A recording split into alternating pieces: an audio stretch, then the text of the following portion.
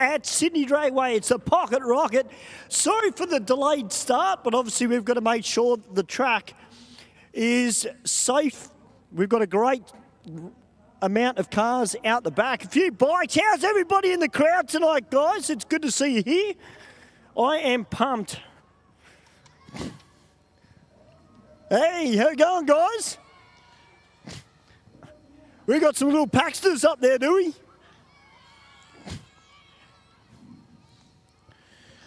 They got the full Mexican wave going for you, Stu, too. They sound very vocal. Oh, yeah, no, they're as pumped as I am. They're Rotary fans. Of course they're pumped. And that's a natural pump. It's not a Red Bull fueled one, I'd like to think. It might be red cordial, though. Yeah, that's quite possible.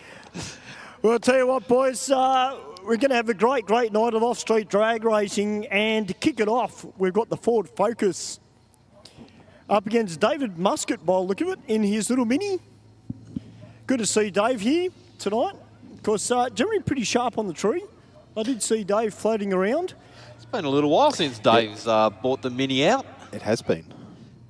Just thinking that. It'd be a couple of months at least. Yeah, it would be. Let's just hope that he's been working away in the shed on his race car then. Yeah. That's a bicentenary thing, I think. Well, I think all good things come to those who wait, apparently. How long do you wait? Well, that's the question. String? Yeah. Not too bad. 034 on the tree for the Mini. And some issues for the Focus in the Aeroflow lane. Didn't sound too great on the track mics on the leave. The driver doing the right thing, pulling over and stopping. We're just going to have a wander down to the car and just make sure there's nothing coming out of it. Have a look at the chatter marks down on the track there, Steve. Yeah, wow. On the tyres. So it definitely would have been rattling his teeth in the cab. I wonder what's caused it to do that, though. That's the question. It didn't sound very good on the track mic, I can say. The officials are looking like they're stepping away from the car. In the meantime, the Mini has completed its run, and just as I mentioned that, the time has cleared away. But an 034 light was the reaction time for Dave Muscat there in the rocket lane. Well, how are you going down there, Stu? Can you see those chatter marks from the tyres? Well, mate, I'm standing right in the middle of these chatter marks. I can tell you what, boys, this track has got a fair bit of bite in it too. So, you know, whether that Focus is manual as well, that could make it a little bit tricky. Obviously, may have just dumped the clutch just a little bit too quick, and it's just spun the tyres and it's grabbed. So it doesn't look like, to me, it wasn't making any clunking noises. So, but the driver has done the right thing and just pulled over, but I don't think there's anything too bad with the car. That's good to see. And we've got the quad bike going to tow him away. So that's another good thing. It goes to show there's nothing coming out from underneath the car. Yeah, otherwise we'll be looking for the tilt tray, of course. Yeah. They often say when we do get the precipitation from above, that the beauty of that is it does actually wash all of the fine dust and everything off the racetrack. And then we go over it with the tractor to dry it out. You end up with this, the warm compound of the rubber is completely clean. Yep. So not that the track's ever got anything on it, but there's always a little bit of dust that might just affect, especially a car with a street tyre. A slick probably not so critical in that they're a lot softer as well. Yep. But definitely you'll get more traction out of I'll use the word a washed track than one that's just been sort of prepped, if I could say that. Yeah, indeed. Well, we do have the owner in the boot of the car there. Maybe something has rattled out. Potentially looking for the little tool to remove the tow hook thing out of the bumper bar, I'm guessing. Yep. Tell you what, boys, while we've got this little downtime proceedings from this Focus, we'll get it towed off. We'll go for a walk out the back, because Steve and Mark, you both mentioned that there are some absolutely killer rides out the back. Certainly is, Stu. There's plenty of cars out there for you to pick too. Oh, there are. I'll tell you what, I love it when it's a little bit busy, because it makes my job a lot easier, and it also makes the whole event a lot more pumped up. Now, one car that I caught my eye on is the Gambling Builds Falcon with the Nanu number plates. And I've got the gentleman here. G'day, mate. What's your name? Mitchell. Mitchell, welcome to Aeroflow Race for Real, mate. I'm Stuart. Tell me a little bit about your Falcon. So it's a stock bottom end, stock ZF6 car, makes about 785 at the hubs. So yeah, pretty nifty for a stock bottom end car, but hopefully it'll do the trick. Hopefully we'll get into the 9s tonight. We'll see how we go. Is this a new build for you as well, Mitchell? It's fairly new, yeah. I've had the car for less than a year now, but yeah, it's been running 785 for the past like 6-7 months. So we'll see. Well, mate, it's a great looking car, and I look forward to seeing you out on track very soon. Thank you, mate. I appreciate it. Great stuff to have Mitchell here in the Gambling Builds Falcon. Got a set of Sportsman radials on the rear end of it, boys. Well, and behind him, running a slightly different setup, we've got another Falcon sitting behind him, but this one is on slicks. And this thing looks as wild as Mitchell's. What's your name, buddy? Stephen, welcome to Aeroflow Race for Real, mate. I'm Stewie. Mate, tell me a little bit about your Falcon. Just a Barra, bit of nitrous, power glide, big turbo, send it. Just a little bit of nitrous, power, turbo, send it. Okay, that works. Have you raced this before? What's your best time? High 10s, 137, so we'll see how we go, try and get a low 10. Well, mate, it's great to have you here, Stephen, as part of Aeroflow Race for Real. I'll tell you what, Mark, you're right. The Falcons have come out in force tonight. Of course, as much, just so you Falcon drivers know, okay, as much as Mark and I do bag you out, because, you know, he's a Holden fan and I'm a Mazda fan, you know, I know you do, Eden, you just bag anything out it's a Ford, but, you know, we appreciate every vehicle that does come out here to race for real, and it is great to see you as part of our off-street drag racing. Robert Spagnol's here as well, boys, with the Shorty's Performance panel van. It was Hell's, mate. It's great to see Rob here. Eden's here. He's got that cheeky grin on his face, so... So what do you got that cheeky grin on? What have you done? I haven't done anything new. Just I expect it to go well tonight. Like the air's nice and crisp. Whether or not we can stop the rain sprinkling is another thing. Well, we'll see, mate. You know, there's nothing on the radar. Fingers crossed. So we should be good, but we'll see.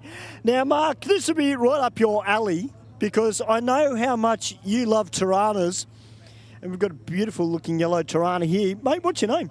Nick Pappas. Nick, welcome to Aeroflow Race for Real, mate. Mark Thomas is upstairs. He's an absolute Tirana nut. He's a smart man. He is a very smart man. Tell me a little bit about your Tirana, please, mate. It's just a nice little 355. It's an original G-Pack with just a few modifications, but yeah, just a nice little standard looking Tirana, which is the way I like them, so it's good. 4-speed manual. See? Nice. See, real drivers, Mark. 3 pedals. Love it. Welcome, mate. Have fun tonight. Now, I am a Mazda fan, and I make no secret of being a Mazda fan. And it's good to see a couple of the MX-5s out here tonight as well. And we've got a first-timer that's going to bring an older model, but that doesn't matter. There's still a little fun. I'll see if I can get a word with the driver. Hey, mate, what's your name? Noah Parsons. Noah, welcome to Aeroflow Race for Real, mate. My name's Stewie. Mate, tell me a little bit about your MX-5. It's just a daily driver, 1.8 litre swap, and just drive it. Mate, they are great cars, aren't they? I've got the, I guess you could say the sedan version. I've got the Mazda 2, but, you know, fundamentally they're not that much different to the MX-5s. Surprising though, you've got the 1.8 in it. I thought these only came out with a smaller motor. Yeah, so this one, it's an 89 and it did come with a 1.6, but the previous owner put a 1.8 from an NB in it. So it's got a 1.8 in it now. All right, mate, we'll let you get in, get ready, and we're about to stand them. Now, Ross the boss is here as well, our #1 spectator. How are you, Ross? Hello, buddy. How are you, mate? Mate, I am pumped. Look at the lineup we've got for this evening. Provided it stays like this, then the man upstairs looks after us. No rain, please. We don't want that. It's a lovely, lovely car. I was just talking to this gentleman a minute ago with this beautiful XD panel van. XD panel van, and very, very nice.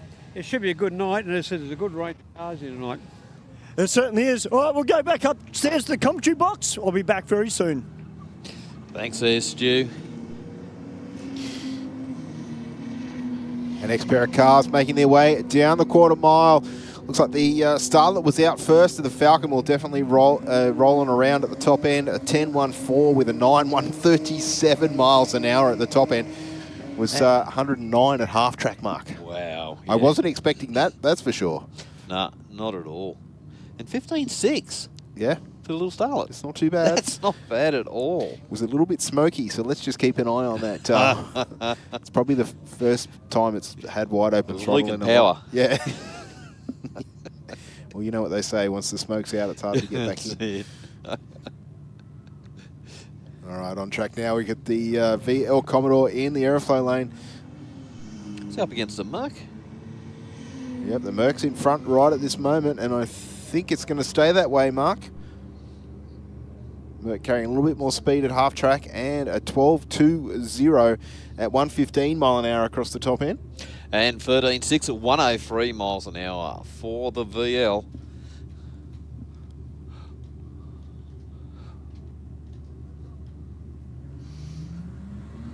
We've got the Audi down in the rocker lane up against the Falcon. Tell you what, Steve, you know, like wandering through the staging lanes, it's a great turnout for the Ford fans tonight. Yeah, there is. There's a good mix of Fords as well, which is great to see. I'm very interested to see what this Black Falcon's going to do. Mitchell, I think his name was. Yes. Casual 785 odd horsepower at the tyres, just what you want. Audi with the measure at the moment, 1.7 to the 60-foot. Motoring on at the top end, and 11.30, 120, I'll give him 122. 122 mile an hour through the top end. And 14.8 at 95 miles an hour for the Aeroflow lane. Well, VP Commodore down in the rocket lane up against the Honda.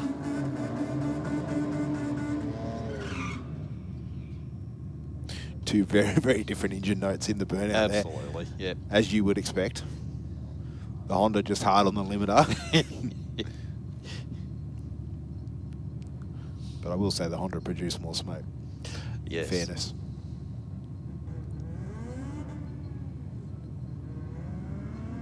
A little bit of wheel spin, I think, and then grabbing second gear. The Honda is gone. I don't think the Commodore is going to catch him. Definitely sitting there for a lifetime in the Commodore. I don't think the Commodore stopped just quietly.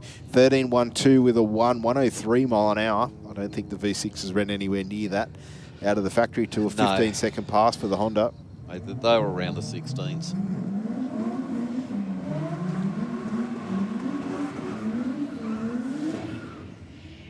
Okay, this is going to be a really good pass, Steve. We've got the 700 plus horsepower on radials, and we've got the nitrous assisted on slicks. Power glide transmission. Yep. On slicks. And we know that the Falcon has run here. What do you say? A high 10, wasn't it? Yes. Yep. So at 137 mile an hour. 137. Yeah, which is getting up there. He probably doesn't want to run a low 10 because he'll be over 140 mile an hour there.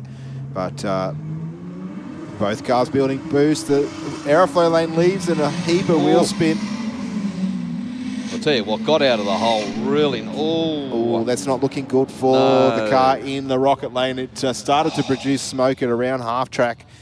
158 miles an hour. Don't worry about your low 10s. No, I don't. Was that the AU or was that the BA, I think, in the rocket lane? Yeah, boys, just to clarify, that car on the right-hand side was actually using radials. I actually thought it was a slick, but it did have the very, very fine little grooves intermittently through the tyre. But, yeah, that was a pretty sizable amount of smoke out of the nitrous-assisted Barra. there out of that car, so we will have to get the car checked. Mark, there's a VL out the back. When it came in, it actually looked grandpa spec, but it's got a Russo performance sticker on the rear window, so be interested to see that car come out very, very soon. Yeah, definitely. Those guys at Russo's definitely know their stuff. Well, they've been around for so long. They have, indeed. Yep. Very reputable engine builder there. I'm still getting over that 8.8 second pass there, 158 mile an hour. Yes, absolutely. With number plates. That's the scary bit.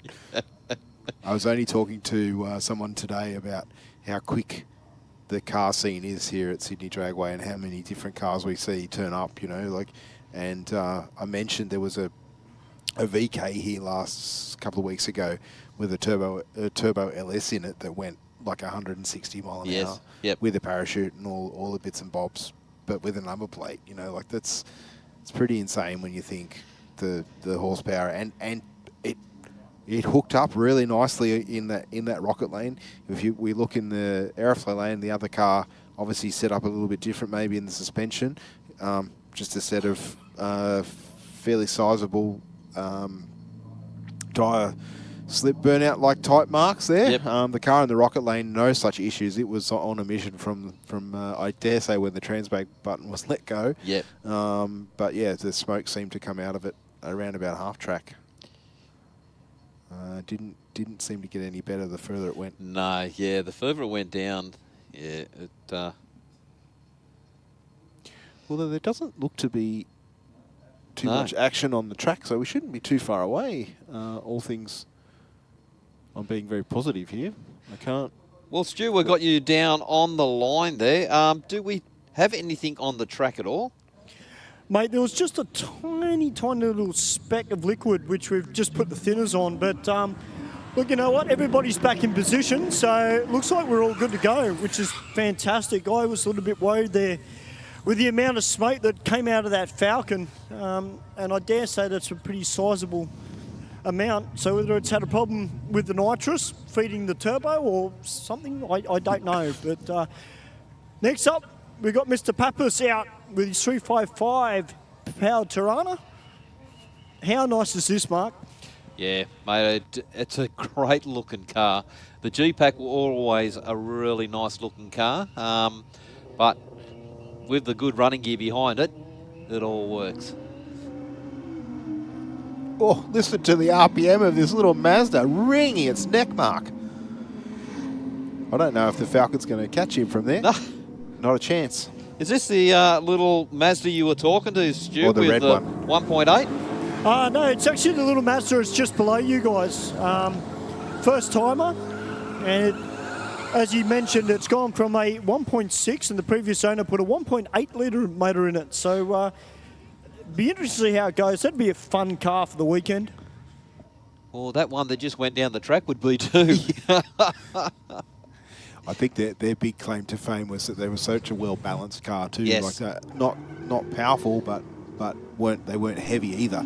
The Tirana just lifting the front wheel, I think, on the hit, or very close to, certainly down on the rear suspension. The Falcon in the Aeroflow lane will get there first, so 1160, 116 mile an hour through the finish line. And 12.9, 111 miles an hour for the G-Pack Tirana.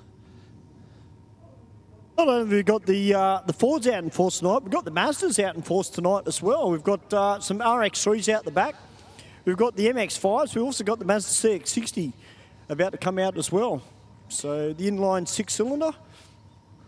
We've got the first timer in the Mercedes-Benz down in the rocket lane, just going round the water, and which is totally up to yourself. Well, not being rude, but the land yacht would be accustomed to water. Who knows? It might have some crazy engine swap under the bonnet. I don't even know. It might even be diesel. Who knows? In comparison to the car in the other lane, it's big, right? This is true. Not too bad a reaction times for a pair of first-timers. The Merc, fractionally better, but the Mazda's a little bit quicker to the 60-foot.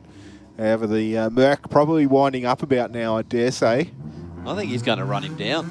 He did by 1/10 of a second. That was a good guess. Got there by 1/10, so not much in it there at all.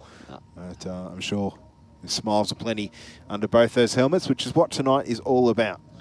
Absolutely. Got the Honda up against the Toyota RAV4. That's the CX-60 there, Mark. Oh, sorry, mate. It's all right, mate. The Sky Active inline 6.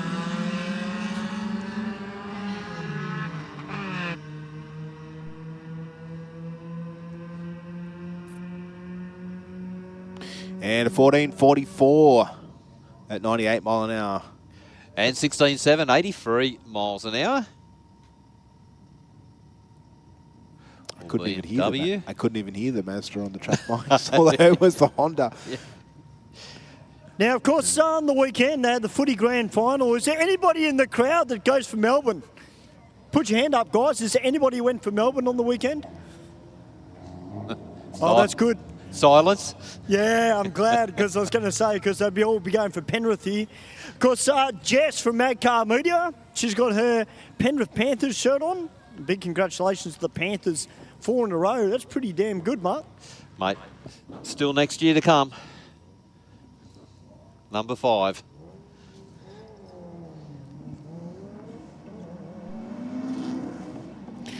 Subaru and the BMW doing battle here now.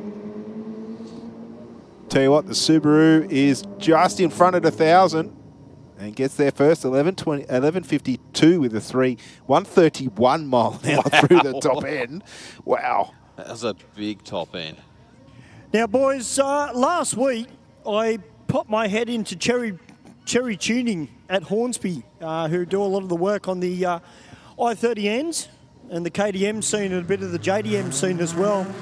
And they actually had their Time Attack I-30 in the workshop, which they've been working on. There's a few customer cars in that workshop that are getting a bit of work done to them, and I really hope that we will see them back here very, very soon.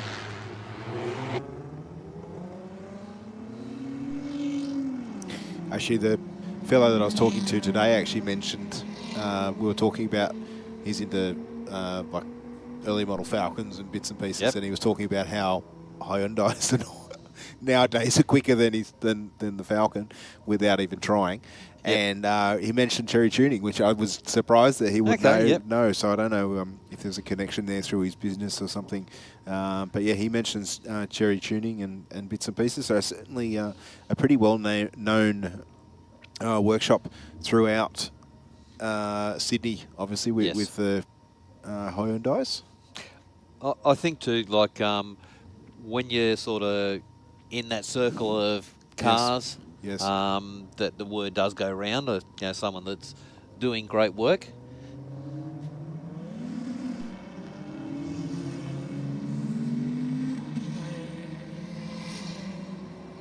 Well, the Falcon out in front at the moment, but I think the Aeroflow lane's going to come on around in front at 1,000 and a 14.16 with a 9.106 miles an hour through the finish line. And 17.2 at 78 miles an hour. Didn't it come on really strong top end of the track? It did. It certainly was winding that elastic band up, I think, for the first half.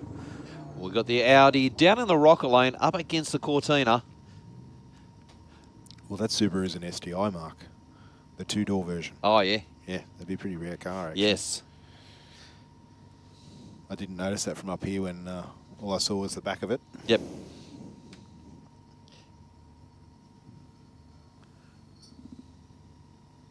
Okay, just a little bit of a mop-up down in the Aeroflow lane.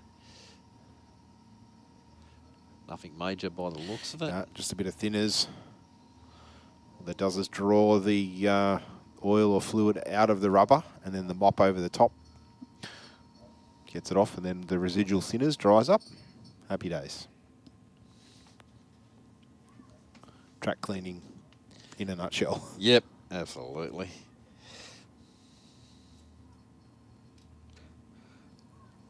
Well, Cortina with Rev number plates.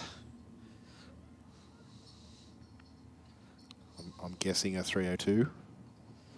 under the bonnet, taking on the Audi over there in the rocket lane.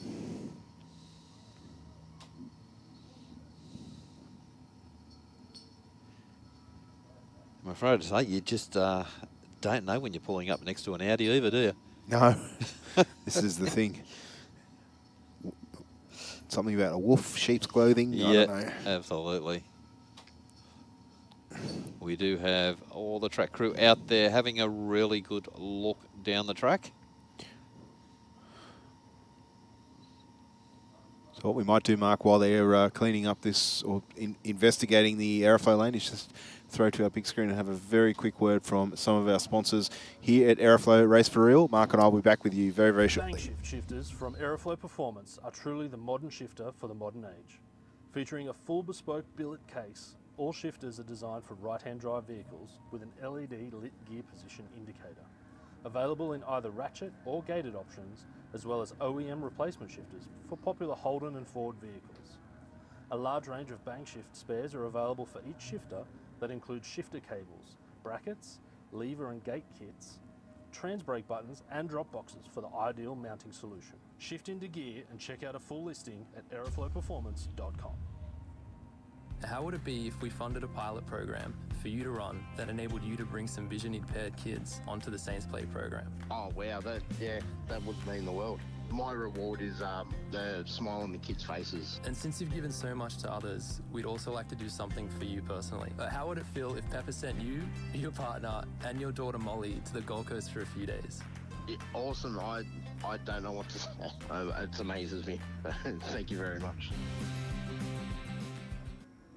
Stay informed, up to date and entertained thanks to the Western Weekender.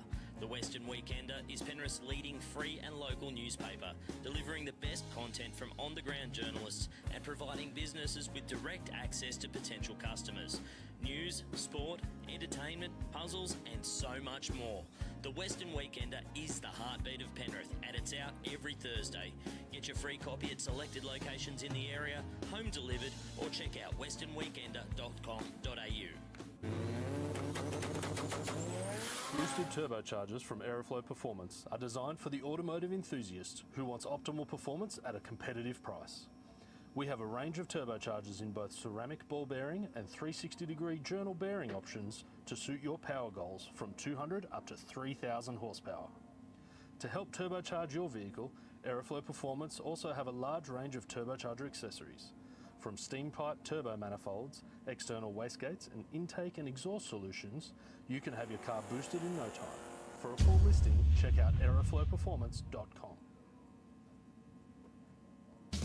Speed Addict Clothing Co. Fast clothes for fast people.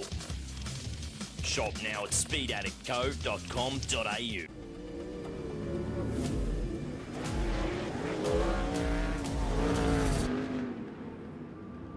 I have this incredible drive to succeed. I've just got this ambition, I want to get on the podium.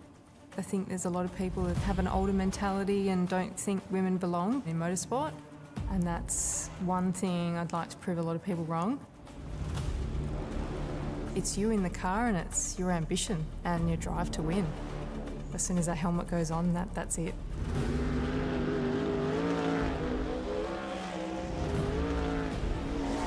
I'm Brooke Newson. I'm a sprint car and outlaw car driver.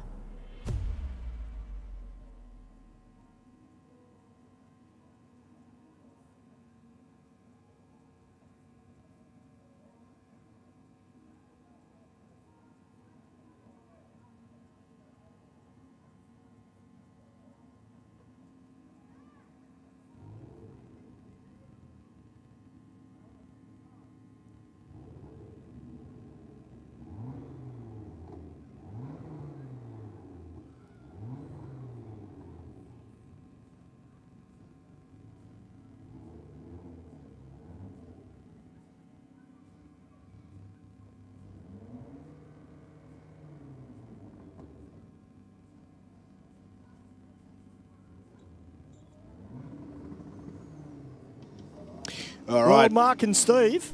Yes, Stu. You boys, get ready because we've got drag racing royalty down here in the staging lanes. We got some of the OG APSA boys here. Simon Krieger's here. We got Johnny Habib, who's still he is like 25. This guy never ages. And Jason Mansueto. Jason, mate, it's been a long time since the senior here at Aeroflow Race for Real. How have you been? Yeah, I've been really well, just busy and I hardly get time to do my own stuff. So today we had a bit of a thrash and we got it here, so we'll see how we go. Now, I've been told you're getting a little bit of testing for Drag Challenge. Tell us a little bit about this Falcon 500 ute. I've done 2 drag challenges with it. The last one, we stepped it up a bit and obviously we couldn't go faster than 10.50 because the car didn't have a cage, so I was just rolling off it, and the last day we went 10.0 with it. So now I'll put a cage in it and time to test and see how fast we can get it to really go, I guess. Well, mate, I know that generally anything you 3 boys set, build and race, they generally go pretty quick. We'll get a word from Craigs. Craigs, mate, you are here tonight, and, mate, how many Tiranas have you got? I only got the one now, so this is it, and I'm going to have a run tonight, and then the daughter's in this one, so just want to make sure it goes straight, have some fun, and then, yeah, just focus on the 1-tonner. Mate, that 1-tonner of yours is a great-looking car. Like, it's really garnered a lot of attention throughout the car scene, particularly here when you brought it out to Aeroflow Race for Real. Are we going to see the car? Yeah, me and Johnny now, like, Johnny's doing like a no prep race series. So me and Johnny will be coming on Wednesday nights like pretty regularly now, and you know what? I'll kick his ass. It's just what I got to do. Well, I know you guys have got a bit of a wager on a particular race, and yeah, I had to put my 2 cents worth in, of course, because you guys, as I said, I love it when you guys race. You guys, you know, we're a big part of the old APSA series, and you know, doing what you guys are doing and bringing the fun back to drag racing.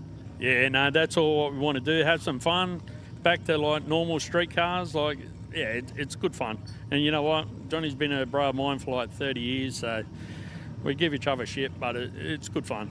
Absolutely it is. Speaking about Johnny, Mark, I know you love your Tiranas, Mark, and I know you love Johnny Habibs. Johnny, great to see you back here at Aeroflow Race for Real here at Sydney Dragway. It's been a long, long time since we've seen you. Mate, you're here supporting the boys, and you know, this new series that you're being a part of, we'll see a lot more of those cars here getting testing in miles. Yeah, sure, absolutely. So the series is about not putting glue down, trying to bring it back to grassroots and racing on a surface that's as similar as it can be to a street, right? We put the rubber down, we make a start line, and we race each other. It's unpredictable, it's about power management, it's about traction, and we see who can get down. Imagine 20 guys trying to wrestle the same surface. Who's going to win? Yeah. It's exciting, right? So grassroots. So I was just saying to Simon, you know, after 30 years we've been friends, and he's like starting to smack talk me around this grudge stuff, you know, this no prep stuff. So I go, we've done full round circle, right? So we've gone from our 9, 8, 7-second, 6-second cars. Simon's raced 6 seconds, and here we are back at the street meets and seeing some old schoolers like Jason. I've seen a couple of the Packy boys are here. So this stuff's in the blood, and I think these street meets, it's grassroots, you know, and that's what we love. Well, mate, Mark, Steve and I are very lucky. You know, we're here every week. We get to see a lot of people that come back. We see a lot of new faces coming into the sport as we just hear a massive bang. I don't know what that was, but you just see the level of cars. I mean, as you said, you've been around the sport a very, very long time. For you, Johnny, looking at the cars that are racing now, whether it be standard street cars or more modern stuff, what do you think's changed the most?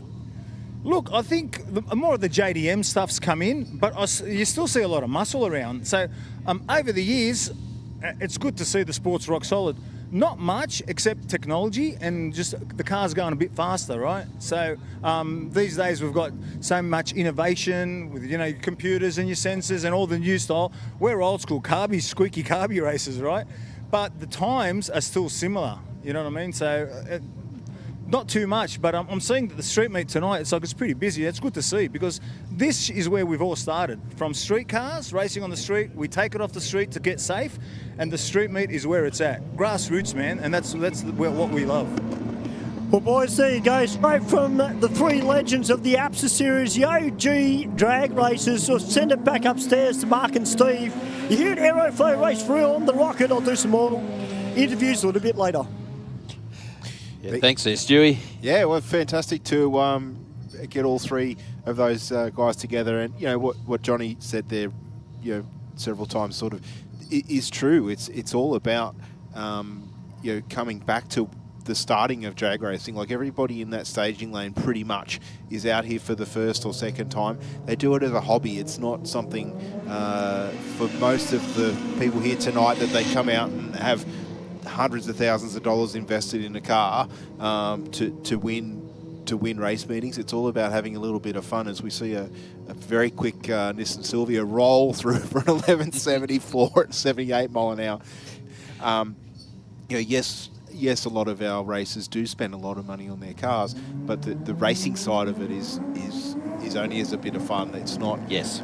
It's not the same as somebody that's chasing a championship or you know, going from one end of the country to the other. You know, accumulating points and trying to win a championship. But you know, the theory is still the same. Once the bug bites us, and you know, the three guys that Stewie just mentioned, you know, and the pack team, yes, it's in their blood. That's exactly right, and this is why they keep coming back and have done for so long.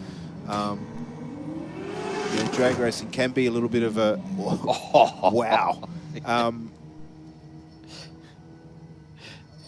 Yeah, I think, like you're saying there, Steve, you know, and these guys, you know, like they've been to the top of that tree of racing. Yes. And now they're taking a step back, and we all know it's like, you know, like you've gone from a car, you know, like you've got a race meet coming up, you're spending a week prepping the car for that race meet, where now, you know, like you take a step back in that type of car, you make it a little bit more streetable, you might spend a night. Yeah. You know, just go through, make sure everything's right, bang, she's ready to go out the next day. And you can have, might not be as fast, but you can have just as much fun. But as Johnny said, the technology that we see in these cars now, and this is what I was talking to my friend about today, you know, like we talk about the massive increases in performance that we see in particular types of cars, you know, like yeah, Barra 6s, you know, generally turbocharged stuff seems to be where it's at in terms of making big horsepower, with not ridiculously set up power plants, if I can simplify it, you know what I mean? Like, but I guess when you look at the other end of things in terms of race engines, and people say, oh, how do you make 3,000 horsepower out of a six-cylinder? Well, you know, 20 years ago that wasn't possible. Probably even 10 years it probably wasn't possible. You know, but people are now tooling up to build things out of billet, and the technology is there to be able to build reliable boost and have an engine that can actually hold together under those sorts of pressures is where the technology is. Okay, the theory of it is still the same. That hasn't changed and probably never will until we can't buy fuel, heaven forbid, whenever that happens. But the theory behind it is the same. It's just how much air and fuel we can jam into these engines to make horsepower. And making them hold together, being more reliable is a big thing. Absolutely. You know, like you start talking 2 days, you're talking Barras, as you were saying. Like we had that Falcon go down here earlier, 158 miles an hour. Yeah. You know, 8.8. So, you know, like 6-cylinder. As you say, you know, like if you go back 15 years, you know, like even longer, you know, like the old black motor Holden VK motor. Yes. You know, like, geez, if you threw, you know, like 350 horsepower into it, it would detonate just at the thought of it. Yes, that's exactly right. I mean, you know that I'm into like escorts and, you know, English 4-cylinder stuff. Like a Pinto block, about 400 horsepower is as much as you'll get out, and that's flywheel. Yep. You know, without, you know, every time you fire it up, you know, doing the crossed fingers, hoping that it's going to still be running in 3 minutes' time. Yes. But I guess, you know, nowadays there's other options in parts, manufacturing as well, material composites, all that sort of stuff that allow the engines to stay together and to be more reliable in the way that they perform as well. Yeah, absolutely. Yeah, like Golfs, Audis, all these things. You don't even break the motor open. No. You're putting a little bit of bolt on, put a tune in it, and you're banging low 11s. Yes, which is scary, really, when you think about it. How restricted some of these cars are from the factory, you know, to meet pollution controls and bits and pieces, and then obviously they fall into hands of people that like cars, and that's all gone. 10.76 with a 132 mile an hour for the Falcon in the Aeroflow lane there. Thank you very much for perfect timing to what we're actually talking about. You know, and that car probably goes to a daily driver, you know, to and from work every day for that person. You know what I mean? Big burnout from a Commodore down there in the rocket lane, Mark. Yeah. Or should I say HSV? I actually can't see if it is or not.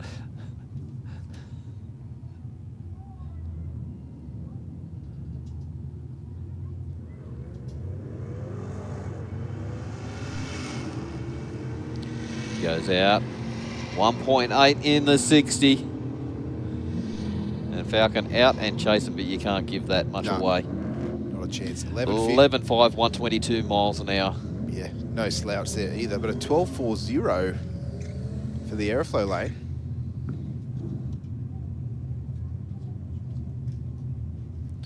Our next pair rolling up to the start line.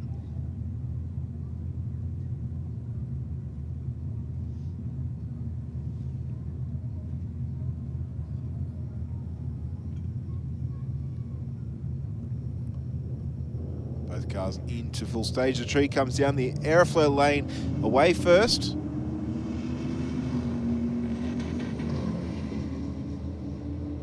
The rocket lane definitely on a march here. 110 mile an hour at the half-track mark. 10.01 with a 9. 131 miles an hour through the top end. To a 14.27 with a 2 in the Aeroflow lane.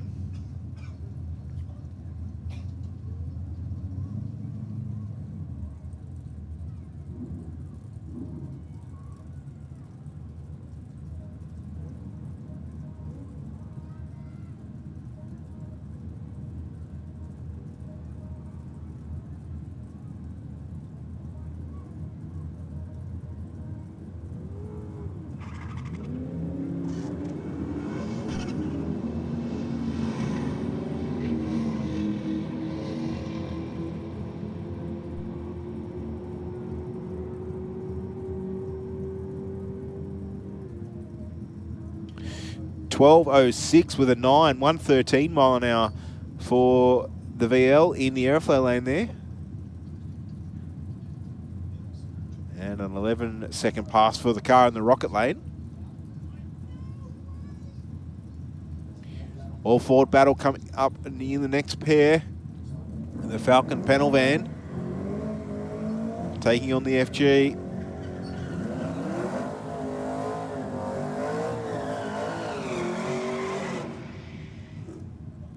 Two very different, distinct engine notes. The V8 in the panel van. I'm sure you'd like that, panel van man.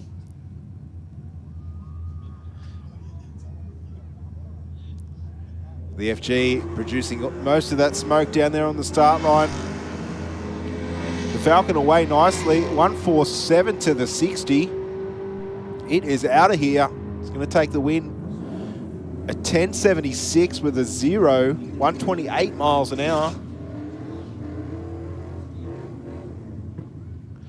Panel van man on the live stream licking the chops as he sees the yellow panel van take the win. I should say a big hello to everybody who's watching via our YouTube live stream. G'day everyone. I hope you're being nice to Steve and Mark. They're always nice. Oh, I know they're nice to you guys. Otherwise, Ben just blocks them. No, it's fine because like I'm usually outside, so I can't see the comments. So, you know, you guys can say whatever you want about me because I don't see it anyway. But I'll tell you what, guys, he still blocks them. You do not want to move from your screens because I can tell you there are some big cars that are not far away from coming out. And I'll tell you what, boys, we've got Rodney Rahim, who's actually going to be driving Gassed, the little green RX3 from Pack. So it's been a little while since I've seen Rodney behind the wheel of a race car. It's HSVU. Can hear that supercharger screaming at the top end of the racetrack. Those flashes of flame out the pipes and everything.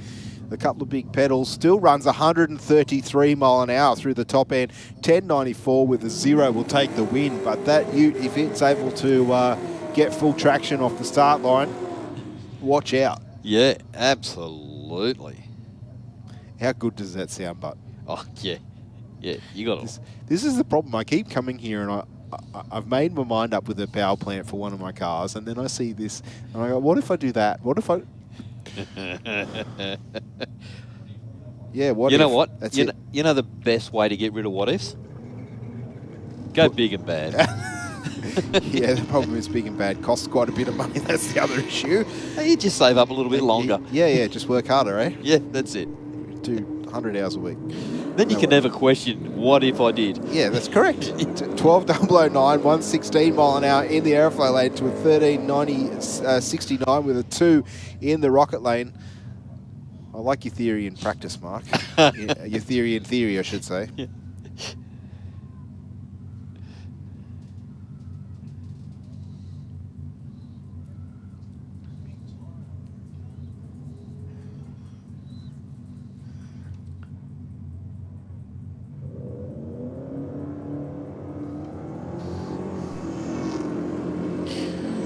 155 to the 60 for the car in the Aeroflow lane, Mark.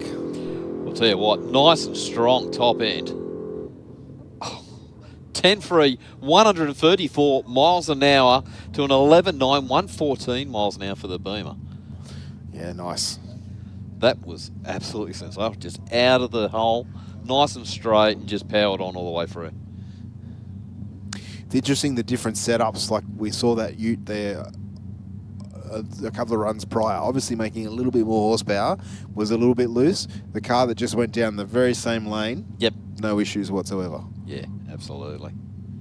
Just showing suspension, geometry, power management, all that sort of stuff just comes into play, especially when you're talking, a car that's going to run that sort of speed and that sort of ET, where you're relying on the power transfer to the ground.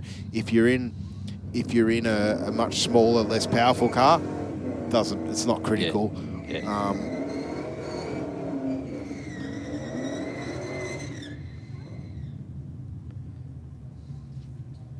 The VN wagon down there in the Rocket lane.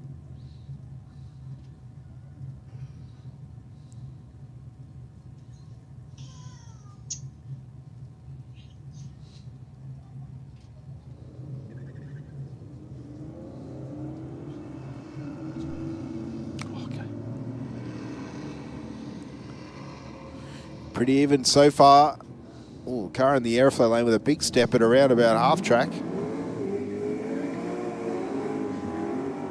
And the wagon gets there first, 14.68 with a 4.94 miles an hour.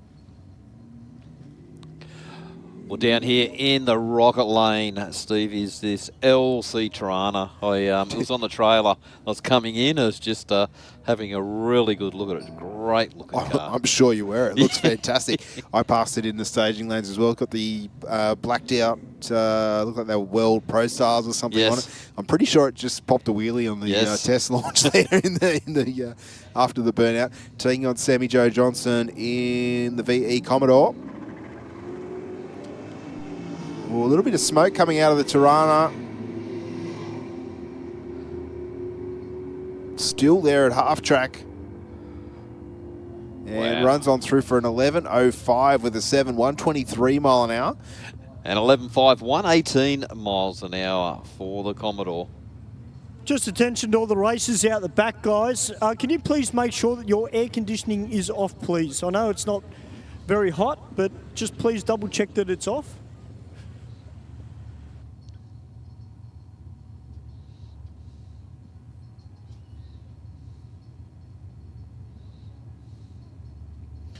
I can't read the number plate, but I'm wondering if this is a slow wagon in the Aeroflow lane. Yeah, not sure. It was a white Audi that runs very, very quickly. The number plate is certainly not true. Sounding very nice at the top end of the racetrack.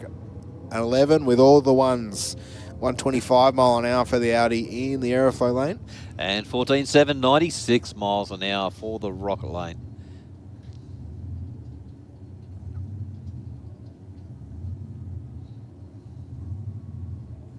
Well, Steve and Mark, we're not too far away from Paul Rappo coming out in the yellow peril, the 275 radial shot Commodore.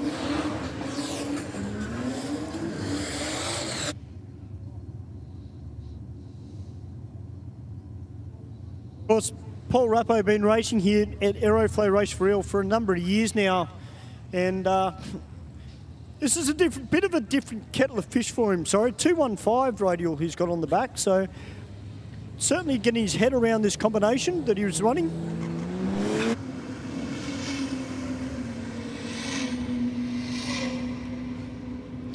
The Falcon in the Aeroflow lane, definitely going to take this one out. Little bit of a screech on the tyres on the hit, but a 1082 with a 131 miles an hour. And 17.7, 88 miles an hour. Just a bit of smoke out of that Falcon just as it crossed the line and was just backing it down. Well, I'll tell you what, boys, there is one good thing about having Race for Real during school holidays. We've got a whole heap of families here, a lot of kids here tonight. And, of course, they're not just here for the cars, they're here for the experience. And it's one thing we do harp on a lot here at Sydney Dragway, and particularly Mark, Steve and I do, is about safety and road safety. If you want to go fast, don't do it on the street. Do it right here at Sydney Dragway, Aeroflow Race for Real. Go as quick as you can over the quarter mile and save your licence. And, you know, to the kids that are probably, you know, in high school, that's something to work towards when you get older. Get your car, cut your teeth into a car and get in the car scene, because it's a great scene to be a part of. And, you know, Mark and Steve have been through the car scene at the street level. They've also raced. And, you know, would you guys change anything? Nah, I wouldn't have sold any of the cars I had though. What about you, Steve? Would you change anything? He's saying no, Eve, as well, mate. Yeah, no. It's so one thing, guys, you know, work hard, study hard, because one day Mark, Steve and I are going to see you here racing.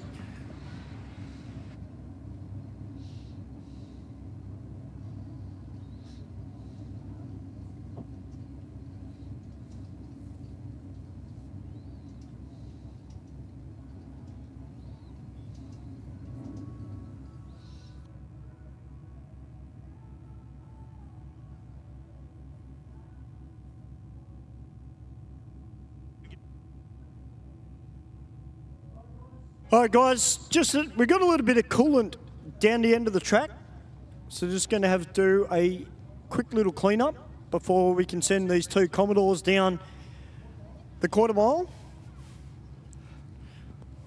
All right, Stu. Well, we might go up to the big screen and get a few words from some of our sponsors, and we'll be back very, very shortly here. Aeroflow, Race for Real. Not slow. Not difficult. Not just ticking boxes.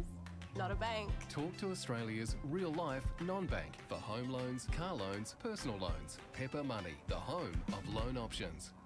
Aeroflow Performance provides a wide range of high-quality performance products for racers, street machines and hot rodders. Aeroflow Performance provides a wide range of high-quality performance products for racers, street machines and hot rodders. From fittings, fuel system components, intake solutions and even turbocharger systems, you can see it all at aeroflowperformance.com. I've chosen to use VP Racing Fuel since I was a teenager racing motocross, which was 21 years ago now. I just have a really personal trust with VP Racing Fuels. Running on the ragged edge of blowing up and not, a lot of it has to do with the race fuel, and that's what we rely on, VP Racing Fuels. VP has been making racing fuel for 43 years. They're the official fuel of multiple top series globally. No matter where we are in the world, no matter what fuel we need, it's always consistent. It's always perfect and exactly what we're expecting and our tuners expecting. They support myself, my Drift Alliance bros, and for that, I'm extremely thankful. Keep making amazing fuels, and we'll keep out there having fun.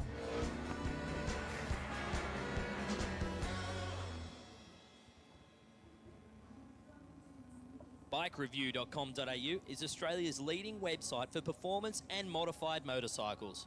BikeReview.com.au is the only motorcycle-focused website to feature motorcycle drag racing on a regular basis. And in the words of editor Jeff Ware, our involvement with Sydney Dragway is our way of putting back into one of our favourite sports. BikeReview.com.au. Stay informed, up to date and entertained thanks to Para News. Para News is Parramatta and the Cumberland area's leading free and local newspaper, delivering the best content from on-the-ground journalists and providing businesses with direct access to potential customers. News, sport, entertainment, puzzles and so much more. Para News really is the heartbeat of Parramatta and Cumberland, and it's out every Tuesday. Get your free copy at selected locations in the area or check out paranews.com.au. Bank said no to your home loan? Talk to us. Not a bank. Talk to Australia's real-life non-bank for home loans, car loans, personal loans. Pepper Money, the home of loan options. Whether you're building a street machine or a race car, Aeroflow Performance has a solution for you.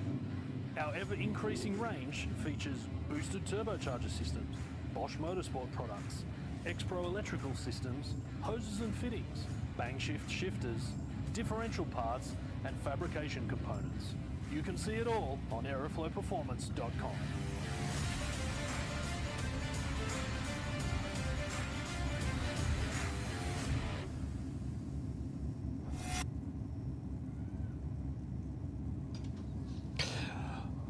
All right, guys. Did say we wouldn't be too long. We are back. Aeroflow Race for Real.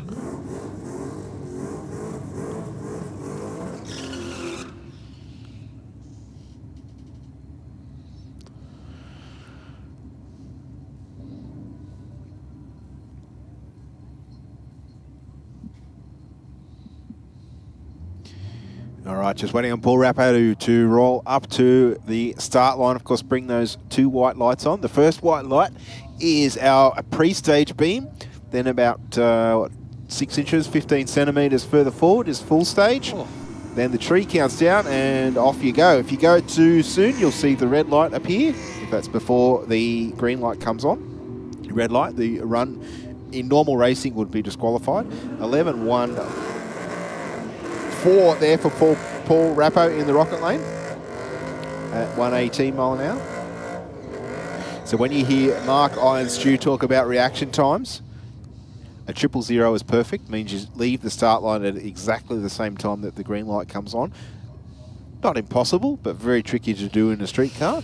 Absolutely. Then tonight, it doesn't really matter what the reaction time is. It's all about having fun. But in a competition sense, where there is a dial-in and a handicap race, then the reaction time does come into play. It's a little bit more critical. But here tonight, other than getting a 000 for the jackpot, there's no consequence. There's no win or lose. If you don't win your race, you can certainly come back around. Yep. Absolutely. Well, we got a bit of something sweating out of the Mercedes down there. Yeah. Yeah, boys, we've got a fair bit of fluid that is coming out the front of this Mercedes, boys.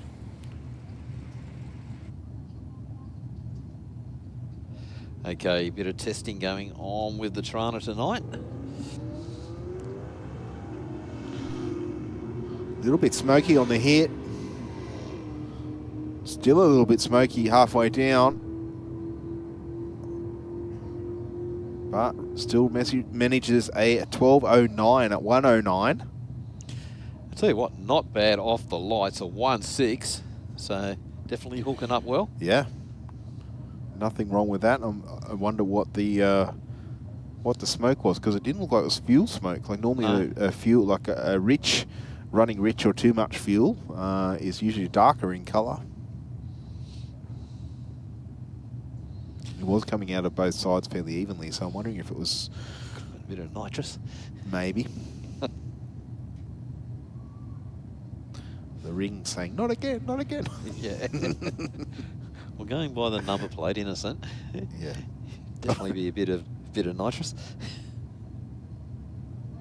Well, Mark and Steve, just below you in the rocket lane, we've got Robert Spagnol in the Shorties Performance panel van, Hell's Mate. Of course, this car used for burnouts as well as drag racing. It's a great sounding car as well. Wasn't he running a supercharger, or is that a different car? Yeah, it was. It was supercharged. It's not now. I can't see the blower unless he's done an engine swap on it. I thought it had a big black supercharger hanging out the bonnet last time I saw it, unless it is a different car. Although there wouldn't be too many... no, the same car. Many panel vans around with that sort of patina. That's the thing. Yeah. I'm happy to be corrected if I'm wrong.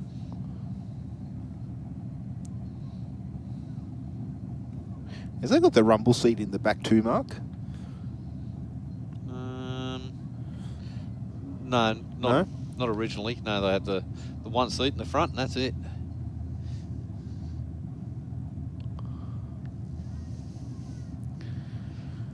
Yeah, Mops are certainly getting a workout tonight, aren't they? Oh, yeah. Whatever was coming out of the front of that Mercedes, boys, it's pretty slippery. So the boys just putting down a little bit of thinners and just giving that section of the track a really good mop. A quick question for you, Stewie. The Yes, panel van, that was supercharged previously, wasn't it? Yeah, Rob, I'm pretty sure did used to have the supercharger on board, Hell's Mate, but maybe now he's gone back to the NA motor. He might be getting the other one rebuilt. I know there's a few guys through the burnout scene that are looking at going back to an NA motor.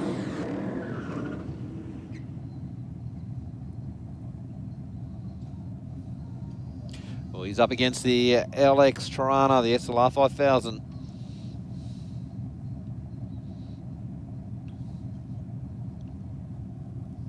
Yeah, certainly no missing the colour of the Tirana, is there? No, not at all. Oh, a little bit of those tyres protesting the traction on the hit there for the panel van. I think 005 on the tree. The Tirana a little bit smoky from 1,000 foot on. 12.98 with an 8, 103 mile an hour through the top end. And 13.5, 107 miles an hour. The panel van. A good reaction time, 005. So that means he left 5 thousandths of a second after that green light came on. Yep. Now, I think that's Eden Abella in the rocket lane in the utility, taking on the HSV down here in the Aeroflow lane. Now, the HSV did do his burnout, but stopped in the water. So I don't know if that's probably going to hurt the leave, I dare say. Yeah, it definitely won't help. You still have that bit of water around the tyre. You haven't had a chance to flick it off or burn it off in the burnout. Yeah, it was producing smoke, but as I said, stopped in the water doing the burnout. So that does create a little bit of an issue. Eden just blazing the tyres instantly on the hit. He went for 2 burnouts as well. Okay, Commodore really slow off the line. Maybe a bit of a problem there with the car. I'm wondering if it's gone into some sort of like limp mode or just I'm not playing this game. Yeah. You're not supposed to do this to me. Yeah, Mark and Steve, that Commodore down here had a very, very strange sounding engine note for a VF Commodore. Normally they sound pretty crispy LS, but that one did not sound healthy at all. So whether it's dropped a cylinder, but it definitely didn't sound like it was running too crash hot. Yeah, I think Steve was correct, Stu. It sounded like in the burnout when he first started turning tyres, it sounded really good, and then just off nothing. Yep. So I'd say it has. It's probably clicked over to limp mode.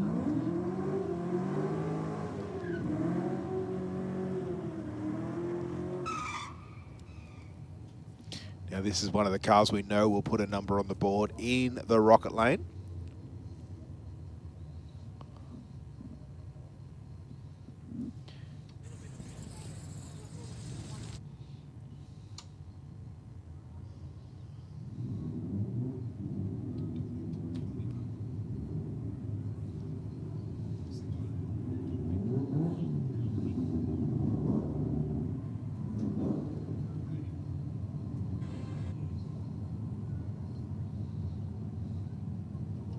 Well, Dominic Peroni down here now in the rocket lane in his VF Commodore, one of our IHRA Real Street licence holders. This car has run into the nines before, and a massive turn of the tyres there, Steve, off the hit. You can hear that supercharger screaming away.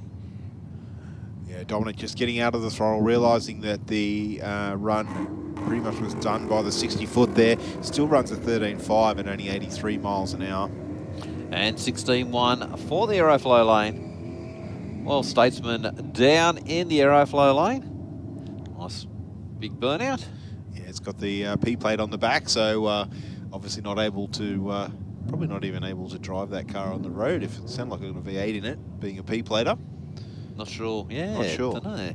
But look at the smoke, just continues to waft away from the back of the car. Yeah, young lady behind the wheel here of the Statesman, Fat 304. There you go. And she'll be taking on this beautiful looking black SS VF Commodore Berserk. And then we're about to get into some pack power. We got into the pack fans up in the crowd tonight. I know there's a few kids floating around. Where are all the Paxters?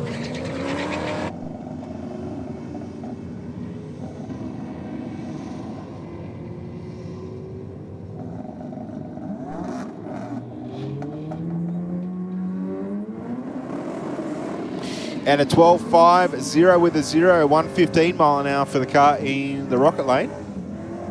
Till 15.2 for the car in the Aeroflow lane there. Well, Steve, we got Big Georgie behind the wheel of this Street RX3. He's up against the VK Commodore over in the rocket lane. VK leaving the start line a little bit too early. Will still get a time though. And George Raham in the little Mazda RX3 goes 147 to the 60. And he's out of the throttle. 12.0, 119 for the rocket lane. Actually, they look like, I wonder if they're doing a bit of testing with the Mazda. Potentially a very, very pretty car, as you would expect, out of the pack workshop, though. I had a good look at that as I walked past. Every aspect is really, really nice. And the one thing I did notice on the rear quarter where they had like a reflector. I think originally they had either a reflector or a side indicator. I'm pretty sure it was a reflector. Pack's made a badge. Oh, really? Yeah. It's actually in the recess. So, yeah, perfect. It looks really cool.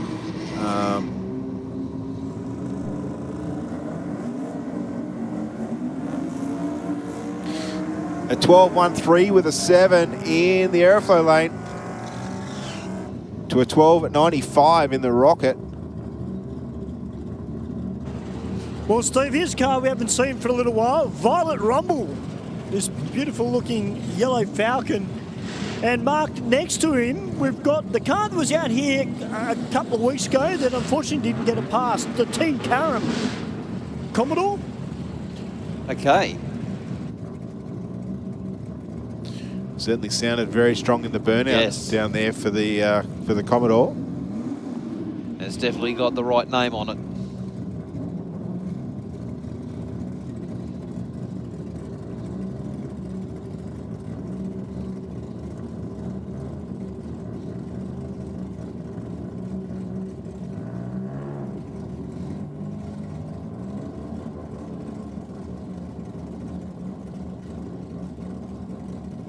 Tell you what, that ute sounds absolutely sweet, doesn't it? It does.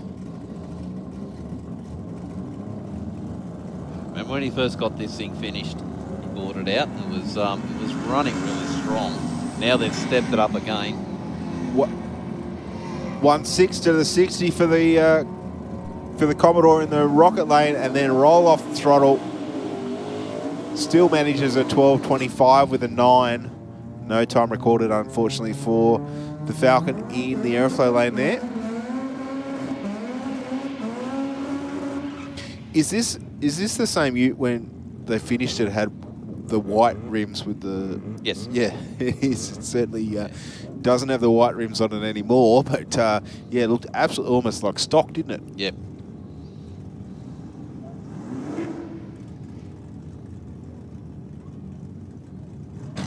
All right, boys, Jason Mansueto in the ute up against Hypo 13, the little Mazda.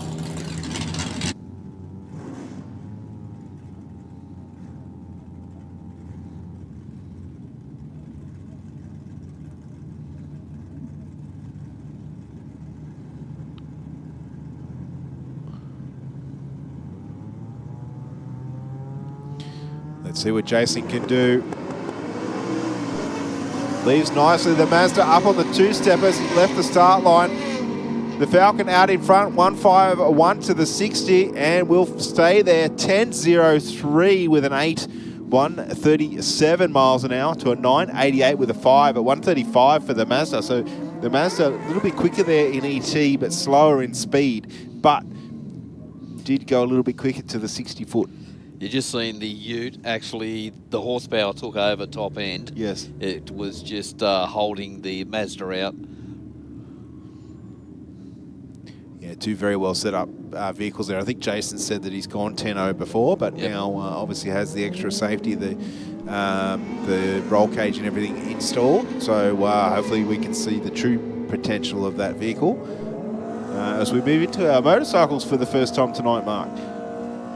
10.84 with the 134 mile an hour in the Aeroflow lane to take the win. It's on the back of our one of our first bike nights that we had last Friday evening. Over 200 motorcycles that entered, Mark. I was watching a bit online. Yeah. Absolute sensational turnout. It was a cracker of a turnout. The numbers I thought might have been a bit stronger early on, but as the night built, there was more and more bikes, and unfortunately we just had that weather come through that put a finish to racing. 9.82 with an 8, 148 mile an hour in the Rocket lane. And 10.1 for the Aeroflow lane. Strong burnout from the rider in the Rocket lane down there. Yeah, we've got this extended swing arm Jaxa down here. This bike running in the 9.5s, 9.3s, aiming to get into the 8s.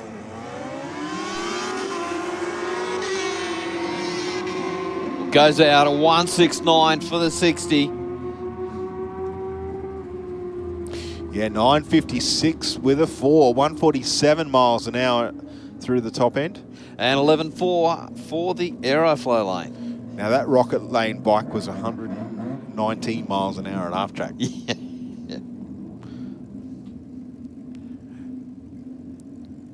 So the 60-foot we've seen quicker out of some of our cars, but obviously the power to weight ratio starts to take over, and we see, you know, just bulk speed and bulk ET being built towards the finish line, and we see a really good ET and a good terminal speed. We just have one of the officials down here just helping the guy on the bike get these helmets sorted out, which they don't miss anything, do they? No, we try not to. It's all part of making sure our drivers and riders are as safe as possible. And just to the competitors out there, if you're having a bit of a problem with something, like your helmet or something, just grab the officials before you go through the tunnel. Yep. They're there to help. They'll get it sorted out for you. So when you go through the tunnel, you're ready to race. Pretty even to the 60-foot with these pair. The one in the Rocket lane out in front, and a 10.92 with an 8, 142 mile an hour through the top end. And 11.6, 128 miles an hour for the Aeroflow. All right, guys, Michael Richards down here on his newly acquired Outlaw bike. This bike originally from Queensland, and from my understanding, this bike never actually raced here in Sydney. It was purely raced up in Queensland, but Michael got a hold of it, and the bike has been detuned, so to run in the 870 zone.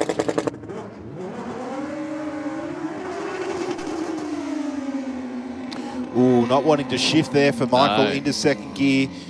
He was out here on Sunday, I think it was, testing. Went as quick as a 9.1, I think, was the best I saw from memory. So he did want to get into the 8s, but something going amiss there. He shut the bike off. We can't hear it on the track mics, and looks like he's rolling very, very slowly at the top end of the racetrack. So let's hope everything is okay there. But the bike didn't seem too happy on the hit of the throttle. No, just exactly like you said, Steve. It just launched out and that was it. I think it's just virtually idling up around the top there at the moment. So, yeah, he'll get it back round into the pits and have a good look to see what the problem is and get it sorted and back out again. There is a burning smell down here on the start line, boys. As like clutch burn? It smells a little bit like clutch, Steve. Yeah, he did say it had a slider clutch in it. Okay.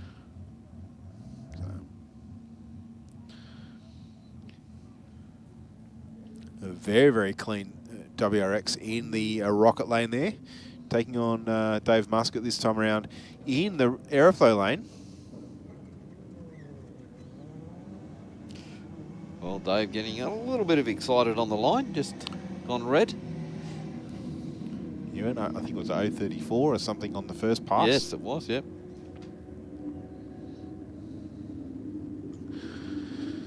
And at 12.95 with an 8.106 mile an hour for the car in the rocket lane. And 18.1 at 67 miles an hour for the Mini.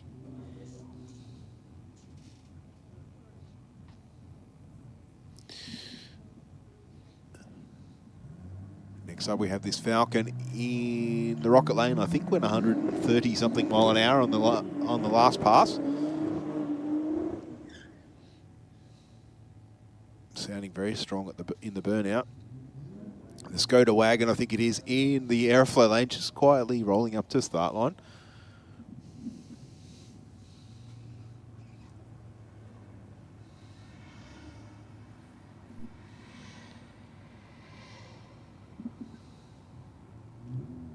The wagon away with a 1.9, 60 foot. The Falcon still on the start line. A 12.78 with a 2.106 mile an hour for the wagon. The Falcon trying to build boost. Comes alive just before the 60. Unfortunately, as it rolled through the beams, they're not going to get an indication on time, but 137 miles an hour, I'm going to give that. Well, that is a really, really low 10 to a high 9.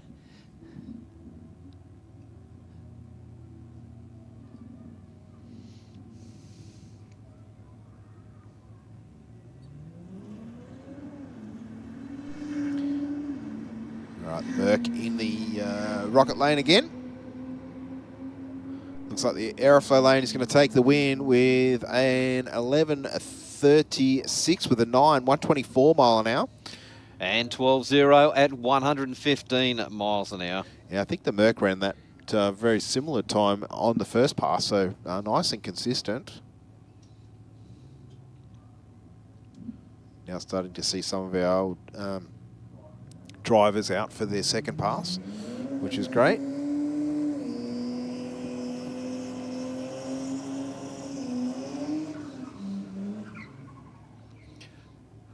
Well, Audi's just gone around the water and straight into stage. And the VL providing a smoke screen down there for us. Strong burnout.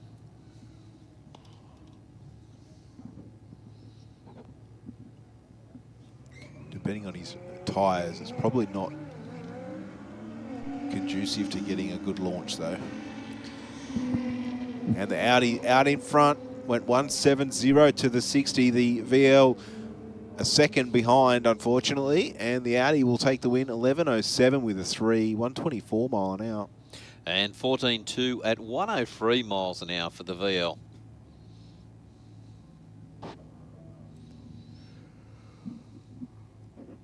It's a very still night here at Sydney Dragway. The smoke slowly dissipating from our start line. Yeah, just hanging there, isn't it? Yes, it's now in the air conditioning. I can smell it. Well, Stu, you're down on the staging lanes down there. What's the weather like outside now? It's getting a little bit chilly out there. It's actually not too bad down here. There is a very, very slight breeze, and I use that term very loosely, but no, it's actually not too cold out here, but conditions are pretty good for drag racing tonight. I know there's a couple of races I've spoken to have been chomping to the bit. They've had their first run. Now it's about getting the cars dialed in to the conditions. But no, it's quite nice out here at the moment. Pretty chilled out here in the staging lanes as well.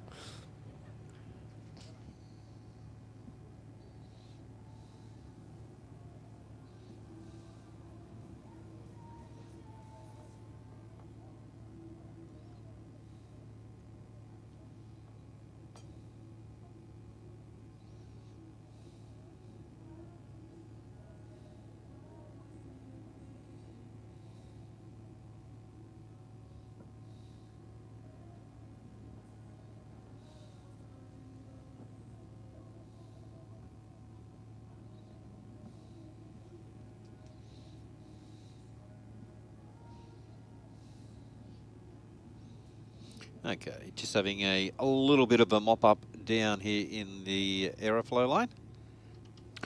Yes, I think perhaps the VL sweating a little bit of horsepower in that big burnout.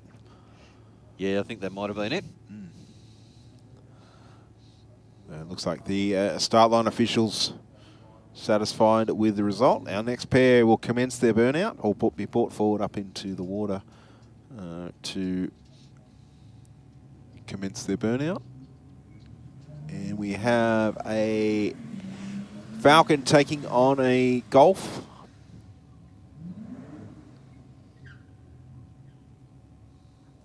Falcon with a fairly smoky, slow burnout.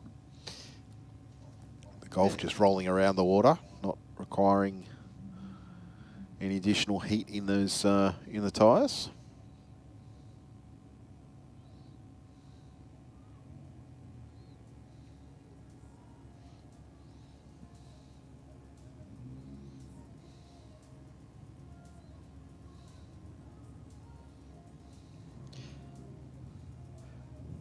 Started just edging the VW into stage. Oh, the guy in the Falcon went for it. 025 red on the tree. 25 thousandths of a second too soon.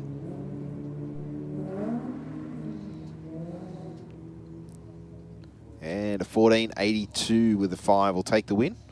And 14.0 at 107 miles an hour for the VW.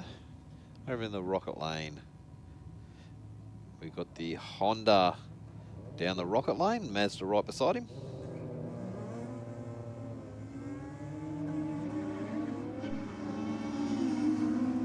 Oh, the Mazda stepping way out at the 330 foot mark.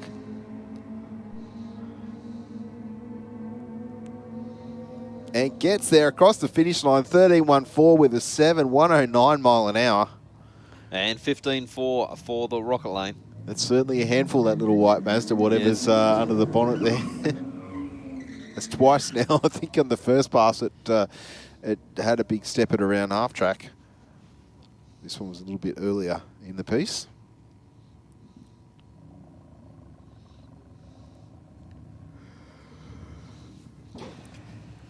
We have a Falcon versus Falcon. Tell you what, boys, we've got a fair few Jap imports here tonight as well. Plenty of Subarus here tonight, which is great to see. Might have to start picking their brains with some questions that I have in my memory bank.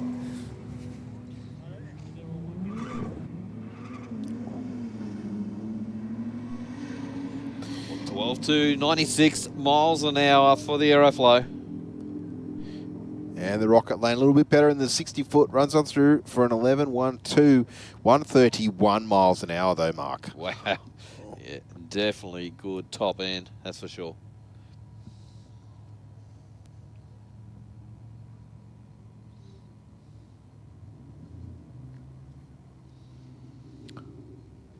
What's that car in the Aeroflow lane, Mark?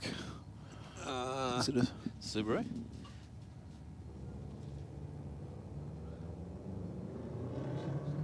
Yeah, it looks like a Subaru. Sounds like a Subaru. It probably is a Subaru. Taking on the Hyundai i30 over there in the Rocket Lane.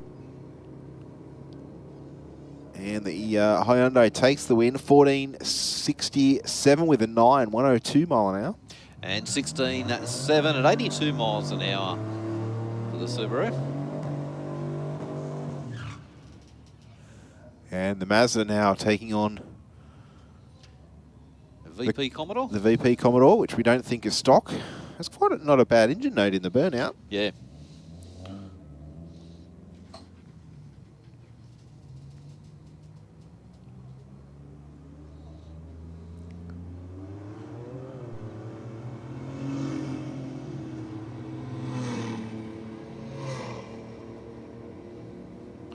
Is the Mazda going to hold out? I think it will from here. And a 15.02, 97 mile an hour. And 12.9, 102 miles an hour for the Commodore. So that thing is getting quicker each pass. In that pass, it sounded like the short shift into second to me. Yep. That's what it sounded like, but... Once he's trying to load it up down low. That's my thought process too. This Subaru taking on the BMW over there in the Rocket Lane. I think these two raced each other last time. Listen to that wastegate flutter in the Subaru. 11.36 with a 2.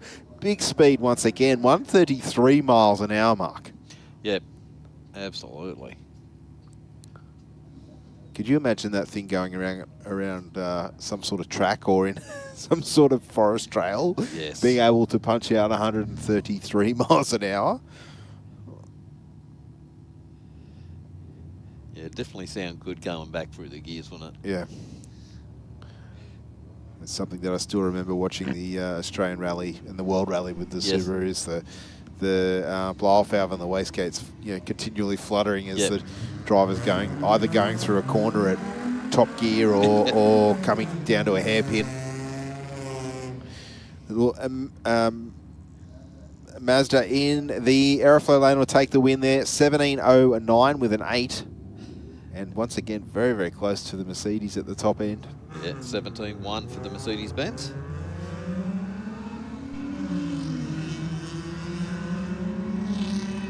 Our next pair underway already.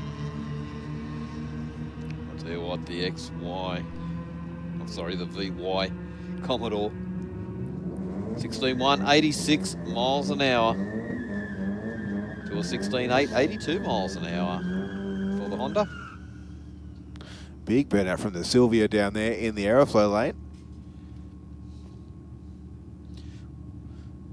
What have you got in the Rocket Lane, Steve? I was going to ask you the same question. I can't quite see through the smoke. Doesn't help that I'm 3 parts blind. Not drunk, just blind. Physically can't see.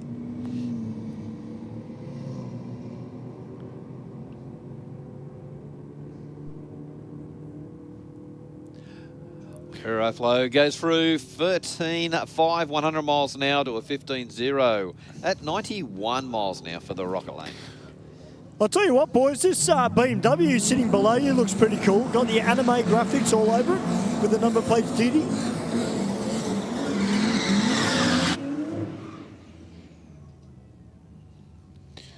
All right, the G-Pack Tirana taking on, this is one of our high horsepower barrows that we were talking about earlier. Yep. This one makes a casual, just shy of 800 at the tyres. Yep. The G-Pack away nicely. And the Falcon just losing traction on the hit, but a bit of a pedal will get back underway. 100 mile an hour at half track. The G-Pack through the finish line at 12.04 with a 7, 116 mile an hour. And 11.4, 134 miles an hour.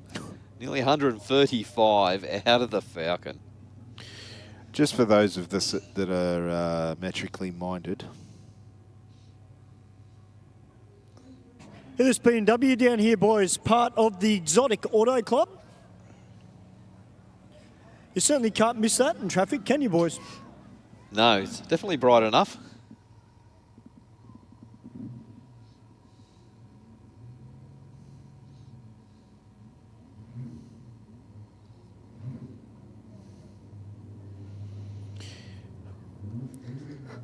$130-mile-an-hour mark, 208 kilometres per hour. just as a reference to our younger members in the crowd. Of course, drag racing typically an American sport, so everything's sort of still measured in feet and inches. But yeah, 100 mile an hour is around about 160 kilometres an hour in round numbers. Yep. Just to give you a reference. So if a car does 200 mile an hour, that's 320 kilometres per hour.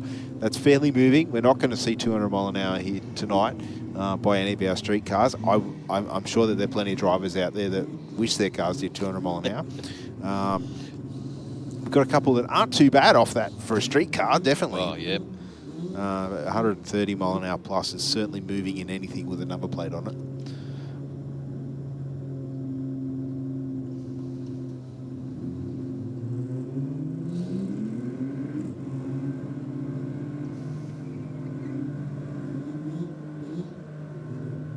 Pair of Falcons down there going through their burnout procedure.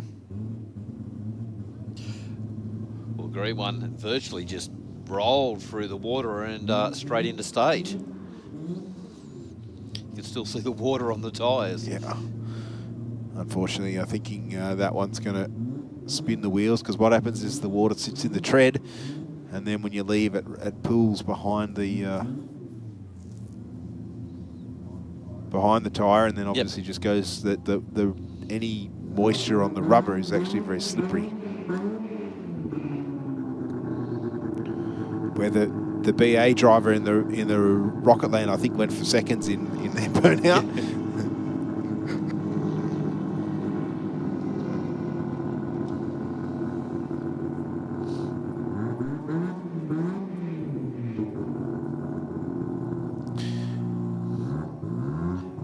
And the rocket lane will take it 16.06 with a 687 miles an hour. We've got the Mazda down the Aeroflow lane.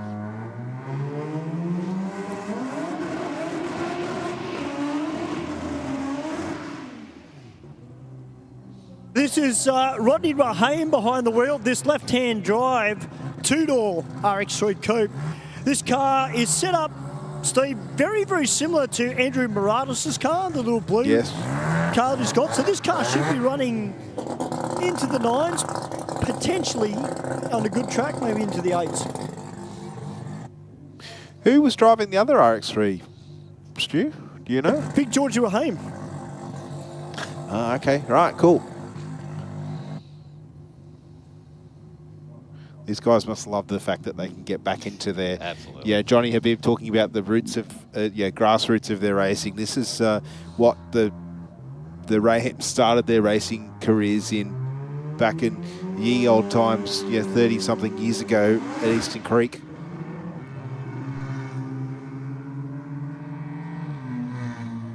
A couple of issues there on the launch there. Just roll on through.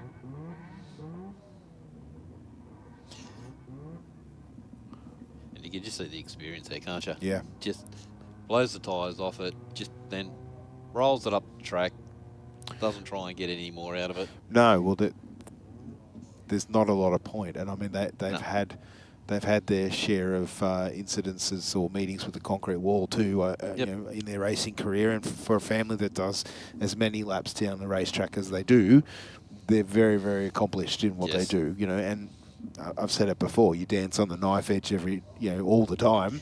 Yep. You're going to fall one way or the other at some point. But to their credit, they keep getting back up and having another crack, come back bigger and better each time. And we saw their new car unfortunately have an incident across the road doing a big rolling burnout.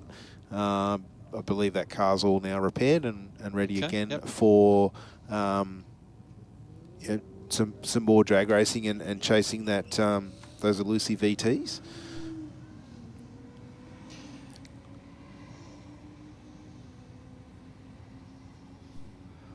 Aeroflow lane. Well and truly out in front.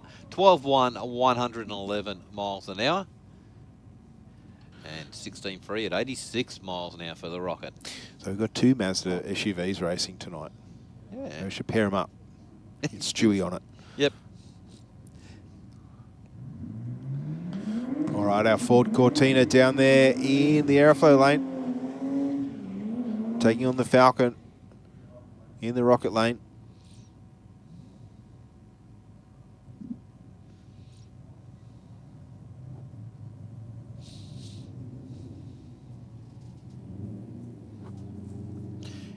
There's probably a heap of them out there, but I really haven't seen too many Cortinas with barrows in them.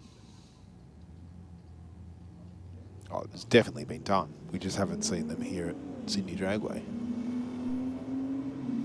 That's one for the Ford fans. Get your Cortina barrows out of here.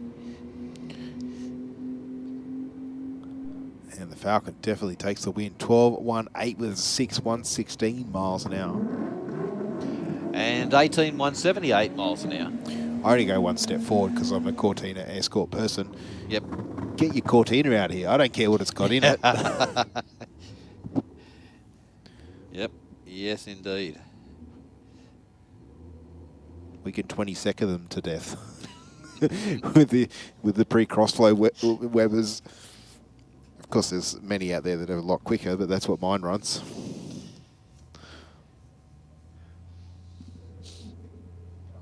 Falcon sedan in the Aeroflow lane, taking on the Holden Ute.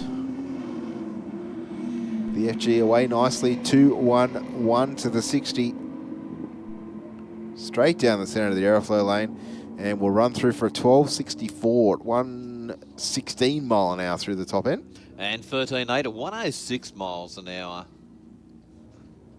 I'll tell you what, there's some good Escorts out there too in there. There's a heap of good V8 powered ones. Yeah. Actually, there was one of the V8 ones got sold not long ago. Oh, really? On that social media website that I spend way too much time on. Yeah.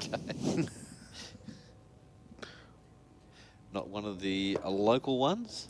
Actually, it's the same fellow that was selling the black and the green one that I was telling you about. Yeah. Had the 351 in it. And might have been. It looked to be very much like one of the old M&D cars, Yes. but certainly a pretty rare beast on the roads here in Australia. But there are a number of them floating around. 12.22 with a 9 mile an hour in the Rocket lane to take the win. And 13.1 for the Aeroflow. Are you still able to do that conversion now, or the power of the weight would be way out of there? I don't believe so. I don't believe so. Could you imagine how many it would be if you could? Oh, though. Yep. Because I know the Tiranas, it was when I'd done mine, it was 309. Yes. Was the capacity. Yes. To put a 5 litre. 5 litre into an LJ. Yeah, but see now you can buy a 308 that's how many cubes? 383, but I think they got the other ones now nearly 400 plus. Yeah. My point exactly. It's a 308. I don't know what you're talking about. Yeah. That's what the number says. All right, our next pair about to go through their burnout procedure. Actually, they're already up at the start line. What is that in the... Is that our Mitsubishi Colt? I think it's our Mitsubishi Colt. It is Colt, Has raced here before a couple of times. Taking on the BMW, I think it is, in the Aeroflow lane.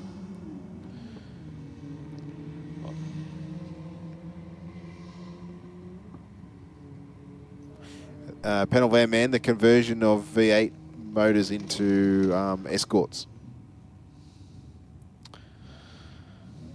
And a 15.30.9 with a 192 mile an hour for the Colt in the Rocket lane there.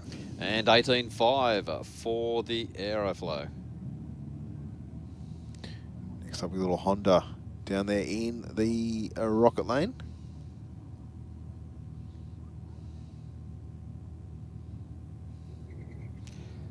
thinking BMW in the Aeroflow lane. I'll go with you. If it's wrong, we're wrong. No, we've had confirmation. 11.7, 129 miles an hour. And a 1690, a 179 mile an hour for the Honda in the Rocket Lane. Subaru Forester down there in the Rocket Lane. No, can't even guess it.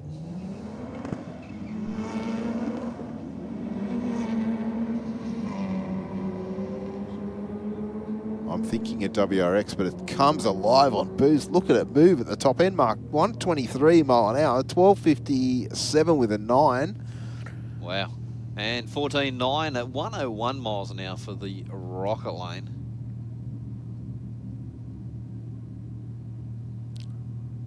I might have had that wrong. I'm thinking that might have been a Subaru Outback, actually. Yeah, same. Yeah. Very similar.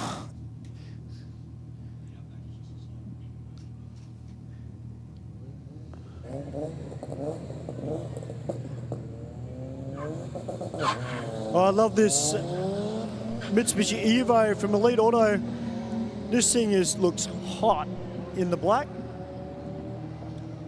Certainly running the numbers at 1242 and 113.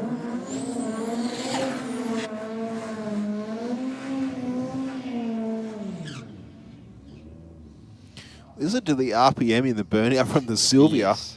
Yep. Not shy of getting that needle way past the vertical on the tacho.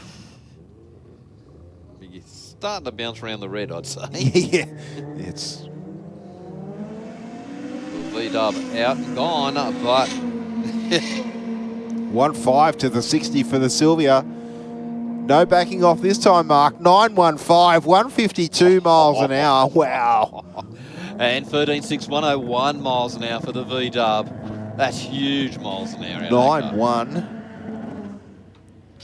So 150 miles an hour is 240 odd kilometres an hour. Okay. Yep. Yeah, wow.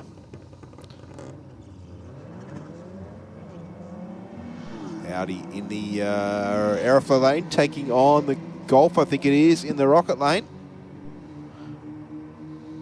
Audi's going to take the win here, though, Mark. An 11.42 with a 9, 121 mile an hour. And 13.5, 106 miles an hour for the Rocket lane. Well, boys, we've got Ian here in his high comp performance prepared Commodore.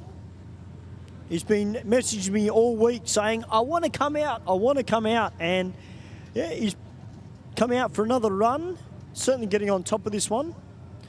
Of course, he does have his silver Commodore as well, but secretly, boys, I think he prefers this one. Well, he has got the ability to take a passenger on board in that car. Yes, of course, if you're in our stands or on our live stream and want to take part, bring your car out and have a crack at the quarter mile. Doesn't have to be a race car, doesn't have to be a V8, doesn't have to be fast. It's all about you coming out and having a good time. Obviously, these two having a good time with a big smoky burnout, but it doesn't have to be anything spectacular. It's all about coming out here, testing your reaction time against the start line and just seeing how the car performs, trying to get it to run consistently each time, which means shifting gear at the same time. Commodore way out of shape. Yeah, both of them, I think, having a few issues. I dare say probably the rear tyres might be just a fraction too hot. Very close at the finish line, only a tenth of a second in it. A 10.90 with a 7, 131 mile an hour for our Aeroflow lane racer, though. And 14.1 for the Rocket lane. Yeah, Steve, Ian has told me that he's actually interested in potentially stepping up to the Speed Added Clothing Company New South Wales State Championship. Yes, of course, that's fantastic to see. Of course, if you're wanting to experience the full experience of drag racing, I say that in a sense that with dial-ins and handicap racing, that's the next option is you come along to our Speed Addict Clothing Co. Championship Series here at Sydney Dragway. We hold the series is 8 or 9 rounds, one each month for the season. And if you drive a car, Street Fighter is your category. If you ride a bike, Street Bike is the two-wheeled version, where you can come out in any car. It's the same safety requirements as what you would have tonight. So helmet, long pants, long sleeve top, and driver's license. The Falcon in the rocket lane getting very loose on the hit. I think this one went 130 something in its last pass, but sounds like it's out of the throttle now and rolls on through for a 12.0 at only 87 miles an hour to a 12.20 at 116 in the Aeroflow lane. So the theory is in competition drag racing, you come out and you do 3 qualifying runs, and the driver or rider has to then pick what we call a dial-in as a massive burnout from this little starlet. I'm pretty sure that's what that is, coming out of the smoke. As Ben tries to capture the smoke wafting away. Now, if it wasn't blowing smoke out of the engine before, it probably will blow a little bit more now, I'm guessing.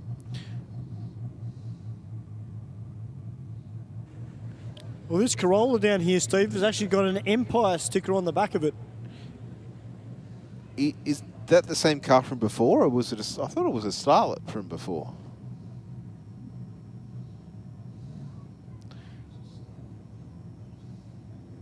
It is, yes, it is a Corolla, Ben. So, yeah, different car altogether, but fantastic effort in the burnout for a little Corolla.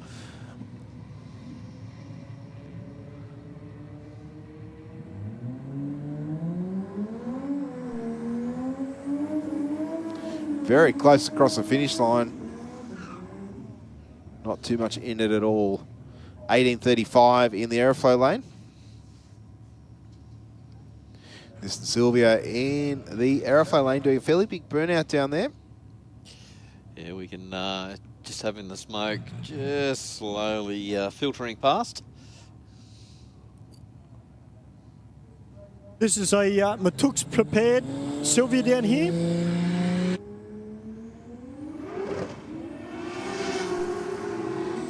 Yeah, I don't think that's an SR in that.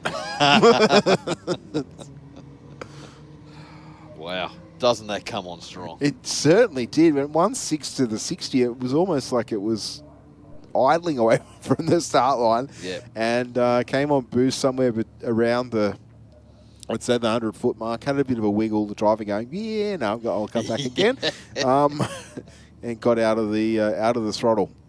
15.8 was for the rocket lane as well.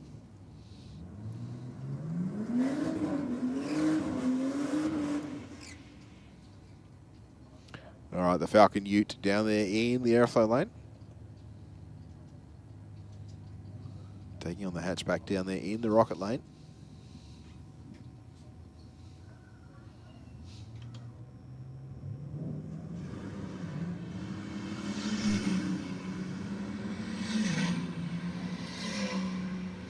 A little bit of smoke out of the rocket lane on the hit, but the Falcon Ute will definitely take the win here. 13.12 with a 5, 105 mile an hour. And 15.0, 95 miles an hour for the rocket lane.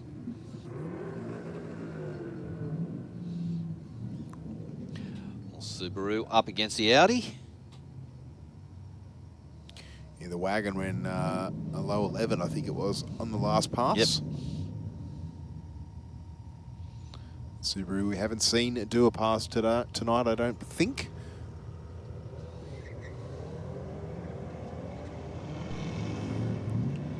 The Audi away so nicely. It's got a thing for repeating numbers here. 1.666 on the 60 foot. And this run a little bit quicker, 11.05 with a 3, 124 miles an hour. And 12.7, 110 miles an hour for the Aeroflow lane.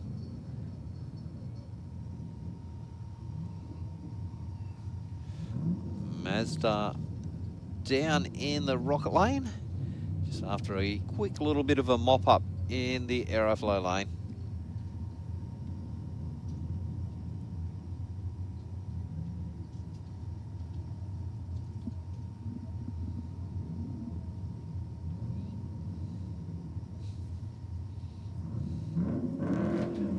Corolla coming down the runoff road. Nice, tidy, clean car, isn't it? It White walls. sure is, yeah. You don't see many of that model on the road anymore. No.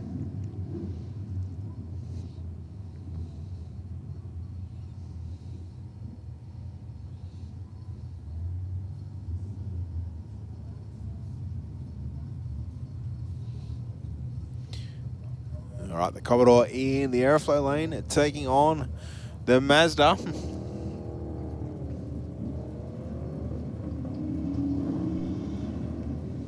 Commodore away nicely, 2.090 on the tree.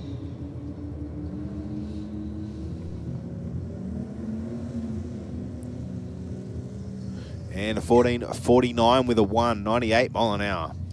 And 15.5, 77 miles an hour for the Rocket Lane.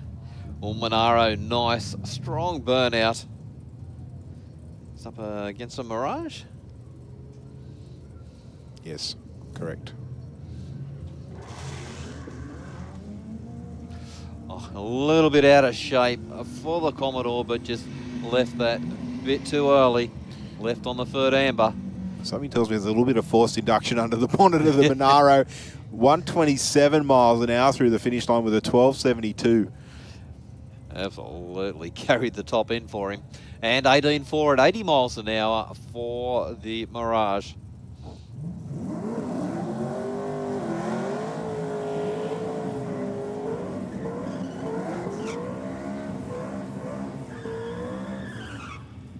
We got the 351 Ford panel van.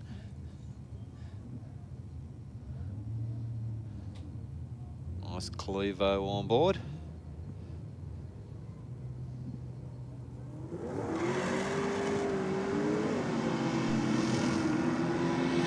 Launches so well, that panel van, doesn't it? A lot of weight to move. 168 to the 60. And 11.60 with a 4 at only 99 mile an hour through the top end. And 11.9 for the Aeroflow lane. Well, the HSV Ute, nice strong burnout from it. Yeah, let's see what happens this time. We saw 133 mile an hour out of it last time with a number of pedals. That supercharger already singing its tune. Nice and straight this time. I think there was a slight pedal on the hit, but a 10.09 with a 7. Look at the speed. Wow. 144.7 miles an hour through the top end for the Ute in the Rocket Lane. And 12.1, 117 miles an hour for the Aeroflow lane. Well, another Commodore down in the Aeroflow lane, the VF up against the VP Commodore. VP run a 12-second pass previously, but just absolutely frying the tyres at the moment. Yeah, I don't think we're going to see a repeat of the time there. But the Rocket Lane runs on through for 12.25 with a 4 at 113. And 18.1 at 83 miles an hour.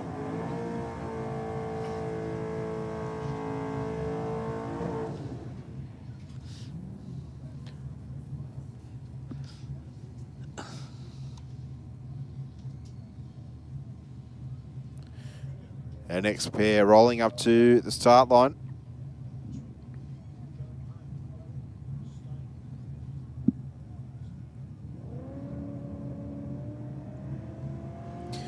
Sammy Joe 093 on the tree in the Rocket Lane.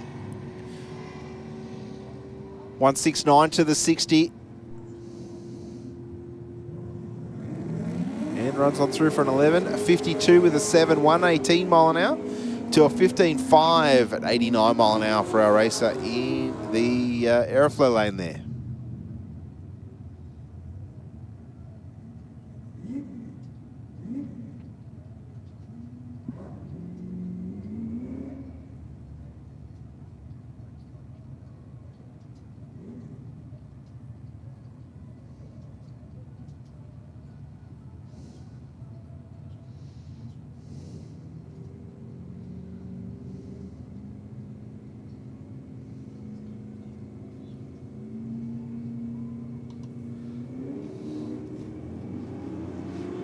Well, it's LC Tirana, 1.9 in the 60.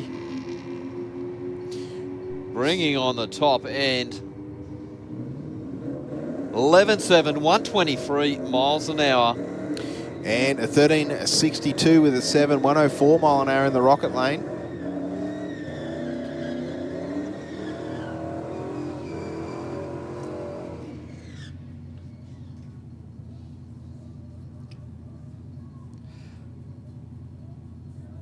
Audi up against the VR wagon.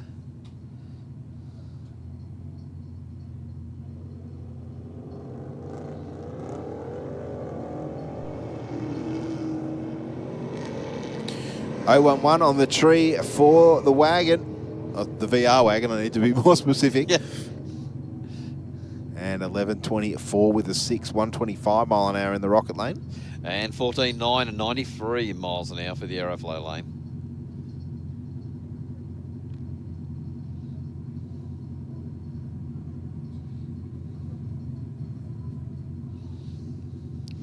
The Subaru down there in the rocket lane.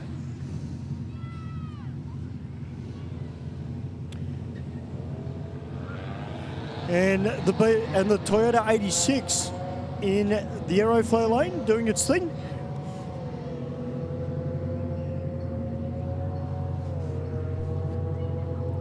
And it looks like the Subaru in the rocket lane is going to take it 14.86 with a 4, 95 mile an hour through the top end.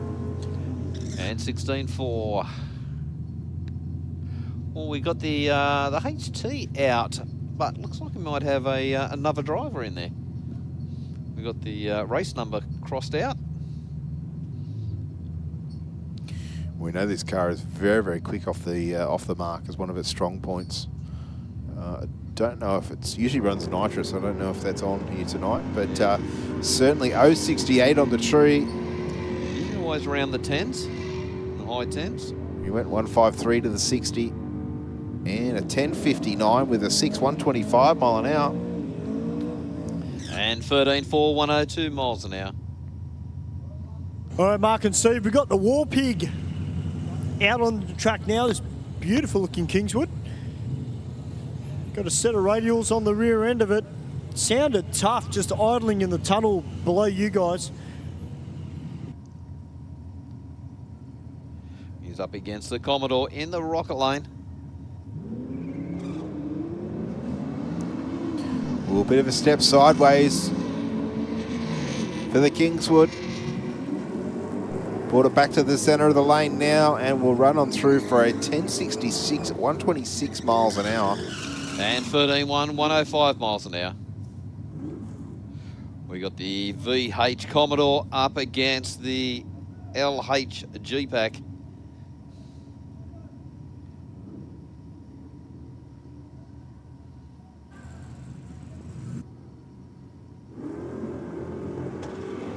.125 reaction time for the VH. It was a bit of a bang, I think, out of the G-Pack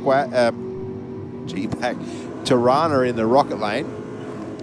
And 11.01 with a 2, 121 mile an hour in the Aeroflow lane to take the win. And 11.8 at 118 miles an hour for the Tirana. Good to see the guys from R-Rated Motorsport back here at our Wednesday night street meets. Aeroflow Race for Real, brought to you by Aeroflow Performance. And here they are in R-Rated. They're VF Senator, but they're taking on Simon Krieger in the Innocent Motorsports Tirana. 000 on the tree for Simon in the rocket lane. Means he left the start line at exactly the moment that that light went green. Runs on through for 12.09 with a 6, 110 mile an hour. And 13.0 at 113 miles an hour.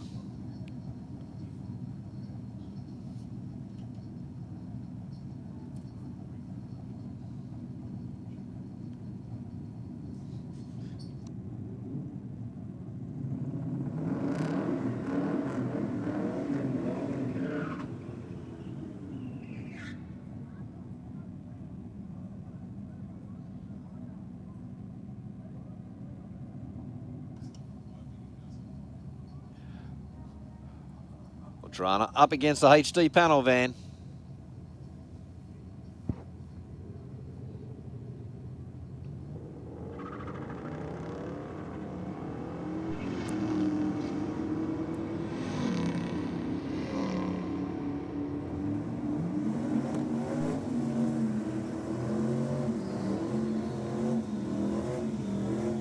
12.6, 111 miles an hour to a 13.4, 107 miles an hour.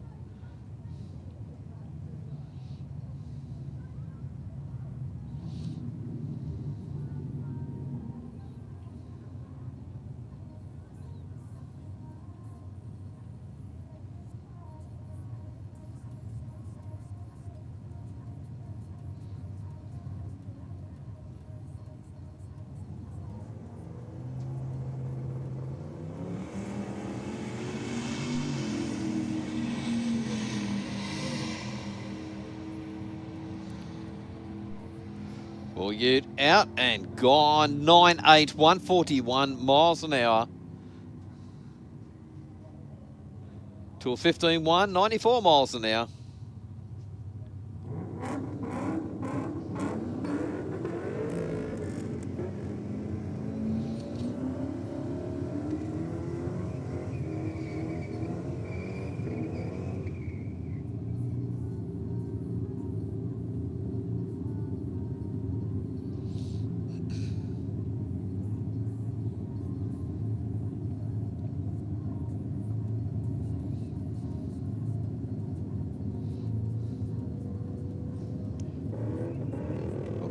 Up against the Statesman.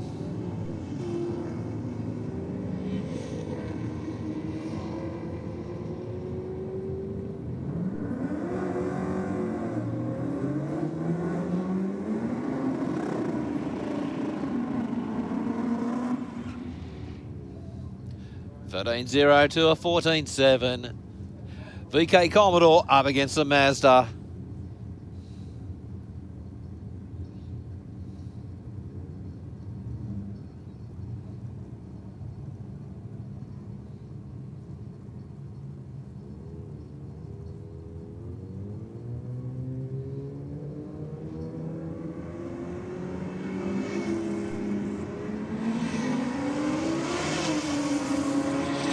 Mazda goes out a 1.43. Backs it down. 11.6, 119 for the Aeroflow lane and a 10.5, 75 miles an hour for the Rocket.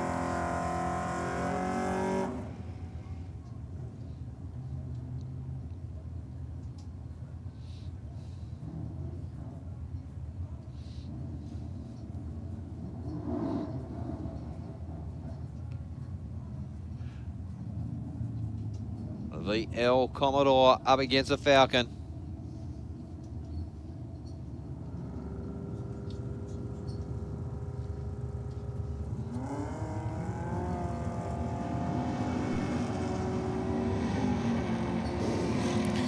Via looking a little bit loose there, Mark, around the 200-foot mark.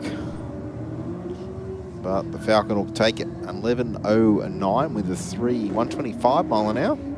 And 12.7, 105 miles an hour. VF Commodore up against the Falcon. Now this Falcon, I think 130 plus mile an hour on each of the previous passes that it's done. Yep.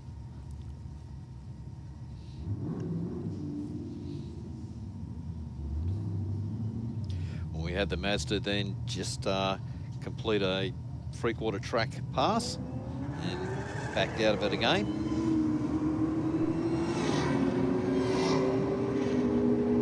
Well, you can hear the supercharger of the Commodore. Gets off a bit early, 10.4, 125 miles an hour. The Falcon, a 9.90 with a 5, 137 mile an hour at the top end. Just goes to show what happens when you're able to stay in it the whole way through.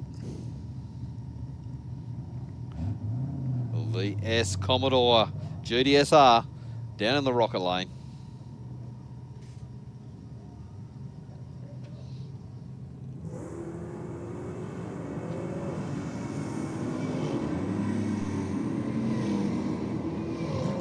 .032 on the tree for the Commodore. The rocket lane will get there first. 10, a 9, a 1 with a 4, 121 mile an hour. And 12.0, 118 miles an hour for the Aeroflow.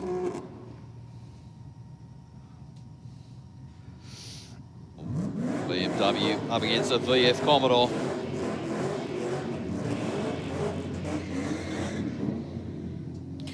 that white Commodore from before. Sounds like it's running open pipes, Mark. Yeah, it does.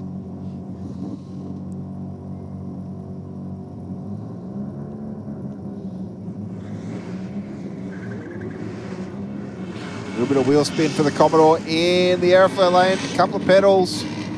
The BMW in the other lane, meanwhile, draws up alongside and says, I'll see you at the finish line. 12:31 with an 8:121 mile an hour. And 13.7, 101 miles an hour.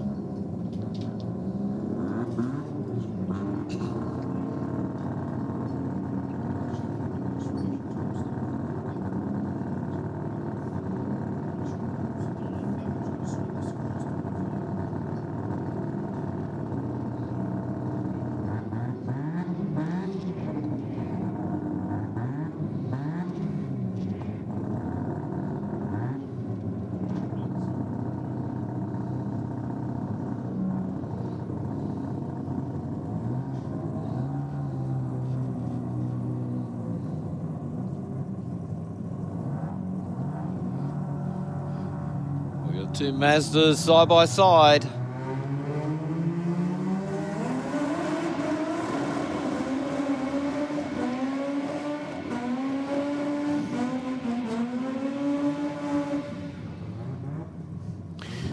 Little 1300 doing very well in the burnout there. The RX3 over there in the Aeroflow lane. Mr. Raham. Got a little bit loose on the previous pass for the RX3. Let's see if we can see a little bit further down the racetrack here this time around.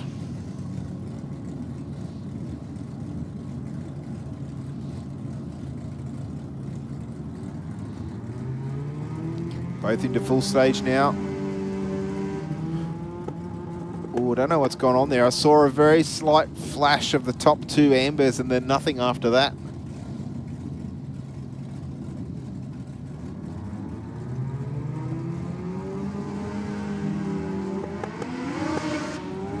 The RX3 away first, again at around 100 feet out, the car turning the tyre.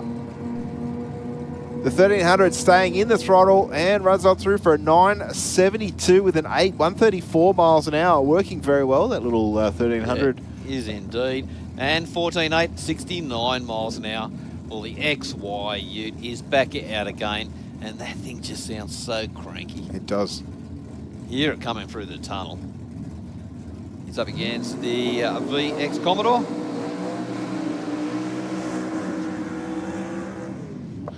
Oh, the Commodore! Wow, you could see that unfolding. We saw the slide one direction, and then smart enough to go, well, you know what? I'm getting out of this deal. But the problem is when you get out of a burnout all crossed up, that's the direction that you go because that's where the tyres hook up. But yep. Having the correct amount of opposite lock certainly keeps you off the concrete, and the driver of that Commodore doing exactly what he needed to keep it pretty much dead centre to the lane as well. I bet their eyes were a bit wider than they. Yeah, I think they would have been. Mansueto over there in the Aeroflow lane in the utility. Let's see if he can crack into the nines. Knocking on that door went 10-0 on the previous pass.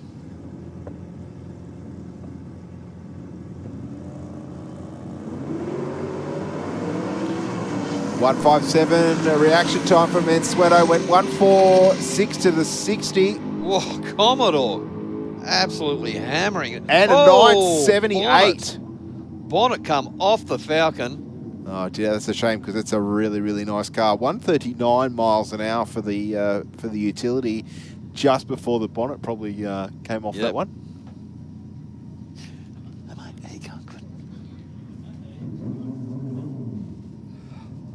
Well, I'll tell you what, that Commodore was just absolutely charging the Ute down.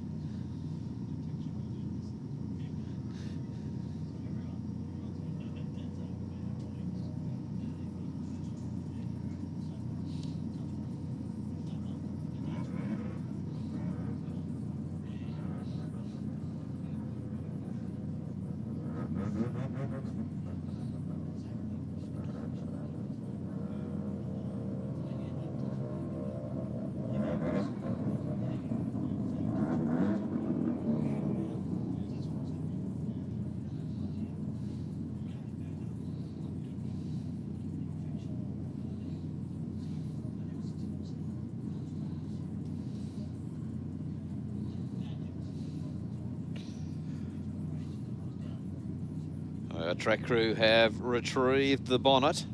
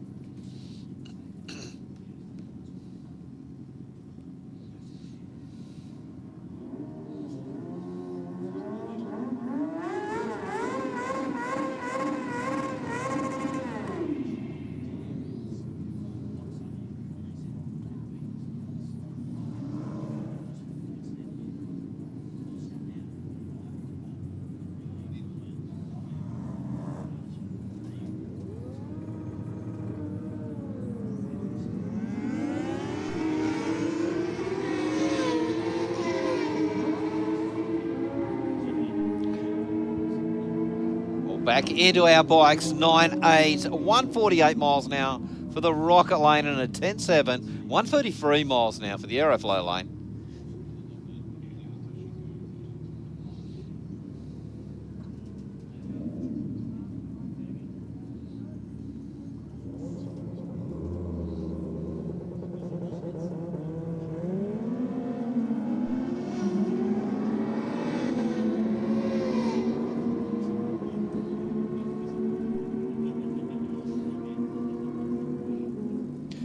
And 9, 128 for the Rocket Lane, and 11.5, 128 miles an hour.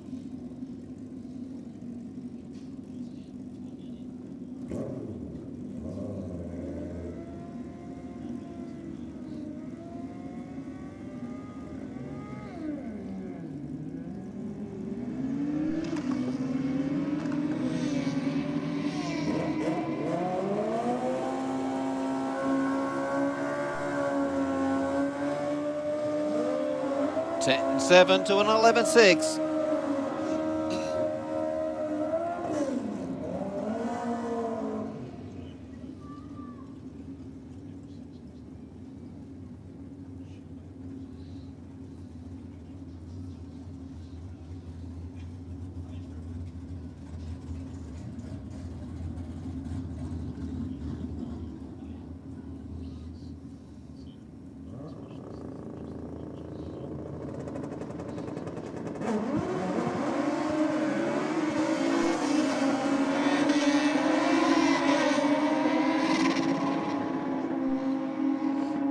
Well, biker Michael Rich is still not wanting to change gears, but goes through 9.3, 149 miles an hour to a 12.3.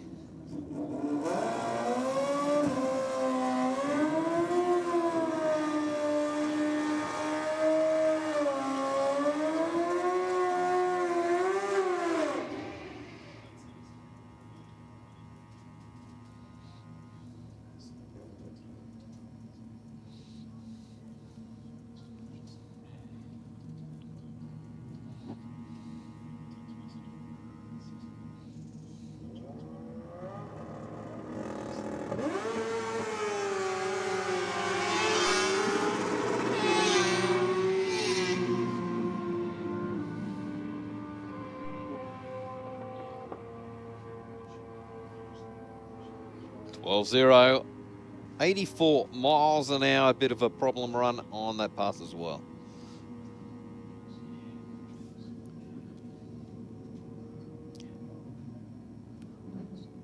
Subaru in the Aeroflow lane, up against a Mini in the Rocket lane.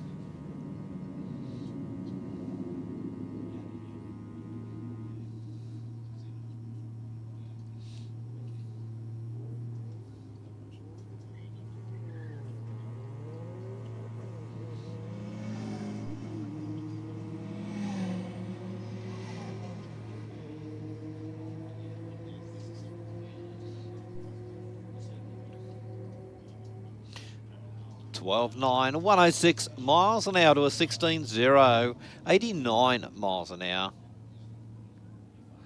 Oh, Mercedes-Benz up against the Skoda wagon.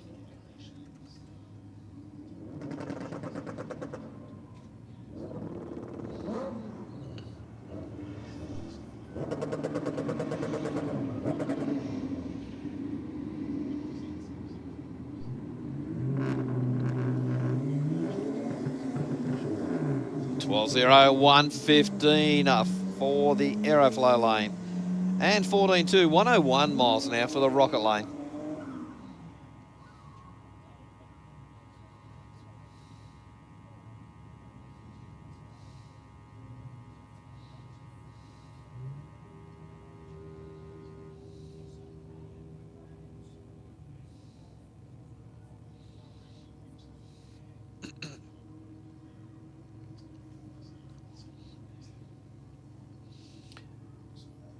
Okay, just rolling the VL back. So it could have been leaking a bit of water, or there's a bit of water under that car.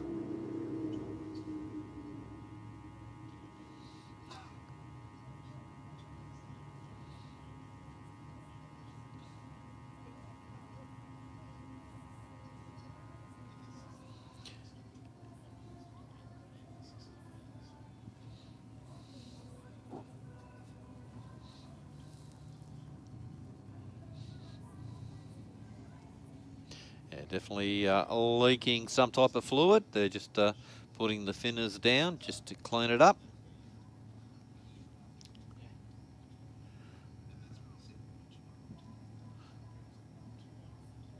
So while we're doing this a little bit of a cleanup, we might go up to the big screen and get a few messages from our sponsors.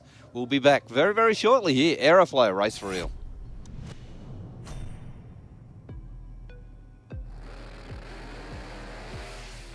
Drag racing is not just about the horsepower. There is also some cool science at play right here on the racetrack. These drag strips aren't just regular concrete. We treat it with a special kind of glue often referred to as traction compound. I usually twist my foot and it's all...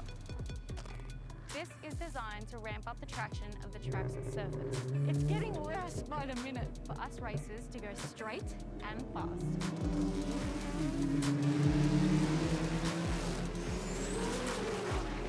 In drag racing, every millisecond counts.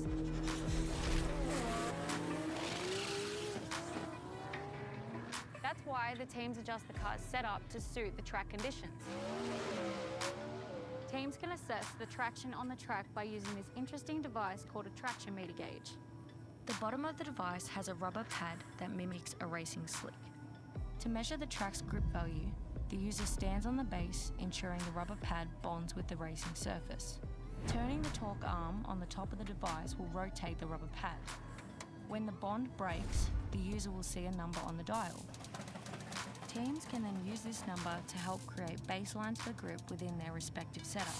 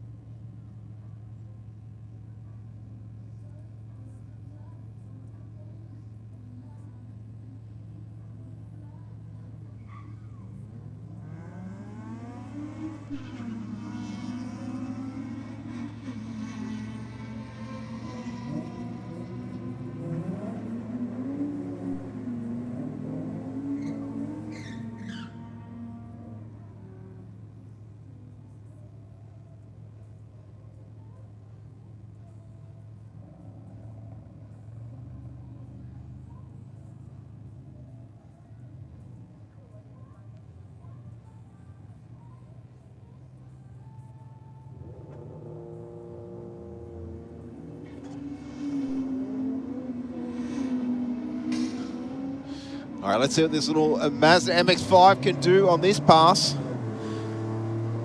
Hasn't had the big wiggle this time around, so hopefully a little bit quicker through the top end. No, 13.25 with a 108 mile an hour, and a 12.45 with a 3 for the car that was in the Aeroflow lane.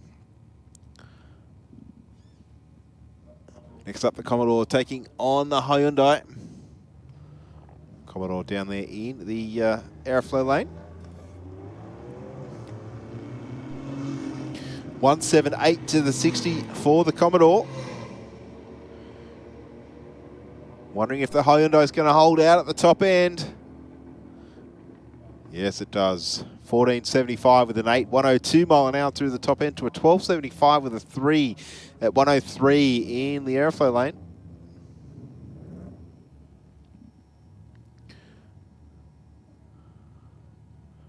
Next up, the Subaru, or pair of Subarus, roll up to the start line. The Aeroflow lane, we've seen 133 mile an hour or something like that.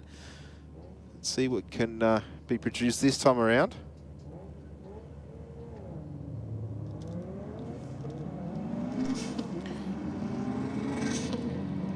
.188 to the 60 for the Aeroflow lane. The blow-off valve fluttering away once again. 11.41 with a 9. 133 mile an hour at the top end to a 16.74, 82 mile an hour. All I can say is there must be a heap of work done under the bonnet in that STI.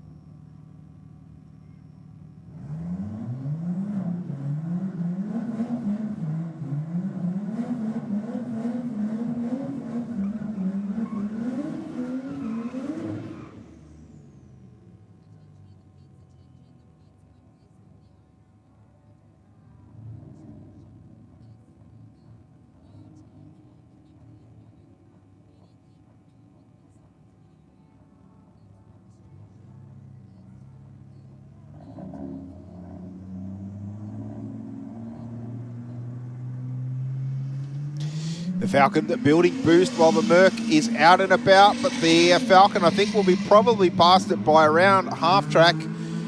106 to half track for the Rocket Lane. Runs on through for a 10.57 with a 2. 137 mile an hour through the top end.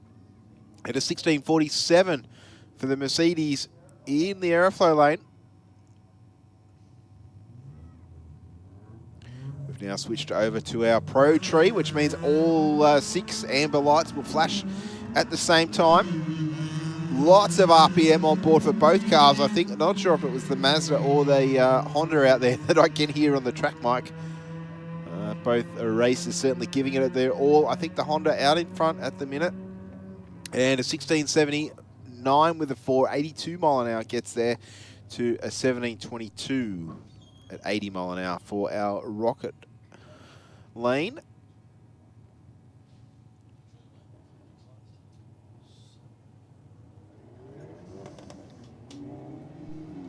Next up, the Hyundai. Taking on the Aeroflow lane. Good side-by-side race there. 0.6 of a second across the finish line. The Hyundai will take the win with a 14.49 and a 14.50 there for the Aeroflow lane. Welcome back to the commentary box, Mark Thomas. Yeah, thanks, mate. Just went for a quick little walk downstairs, stretch the legs. What's it like outside? Little bit nippy, but not too bad at all. It's funny, isn't it, this weather? We get the warm day and then the night's still actually quite cold. Big lumbering burnout in the Aeroflow lane for the Falcon.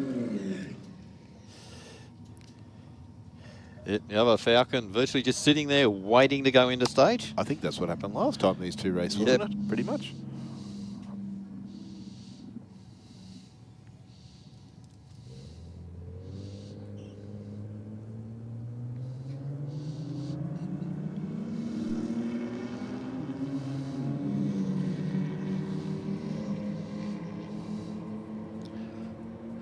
Aeroflow lane got his nose out in front and goes through 16.0, 89 miles an hour to a 17.0. Or Audi in the Rocket lane up against the Falcon in the Aeroflow lane.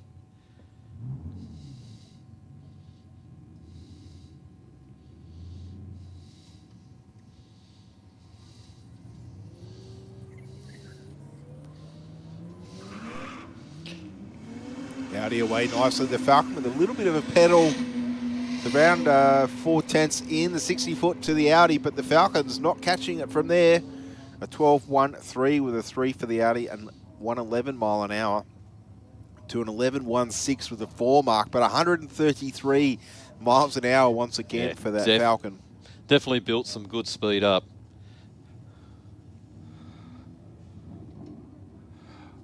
We've got Falcon in the Aeroflow lane and the Mazda wagon in the Rocket lane.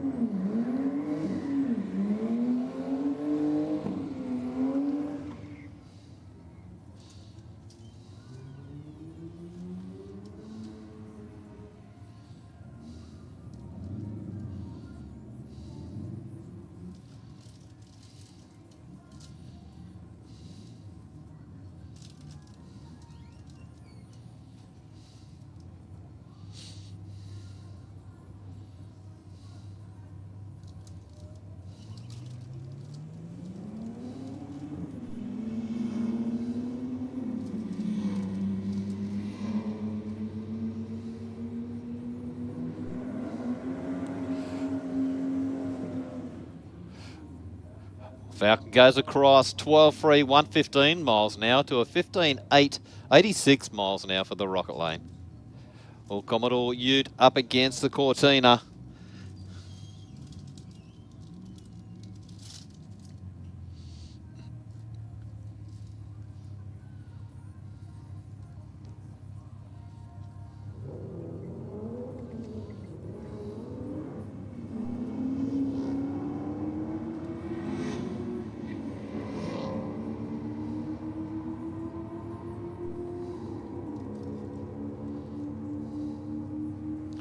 .0, 107 miles an hour for the Aeroflow lane and 16.8 at 80 miles an hour for the Rocket lane.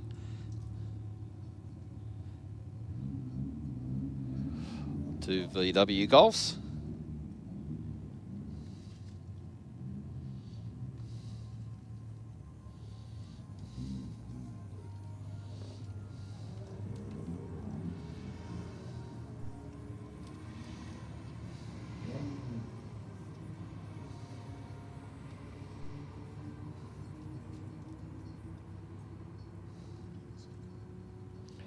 13.7, 108 miles an hour to a 13.6 at 104 miles an hour. We've got the two black Lancers. Both cars just gone round the water.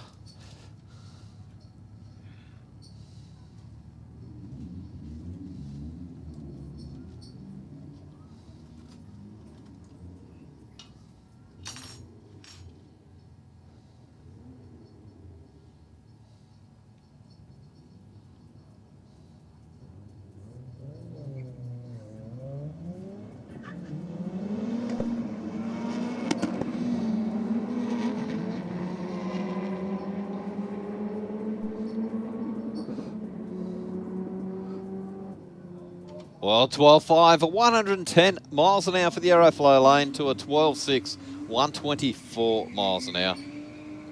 Yes, that Rocket Lane racer coming home a little bit stronger there, Mark. The gap was certainly closing. I think if the track was much longer, it would have come on around, I think. Yeah, it just ran out of a bit of real estate, that's for sure.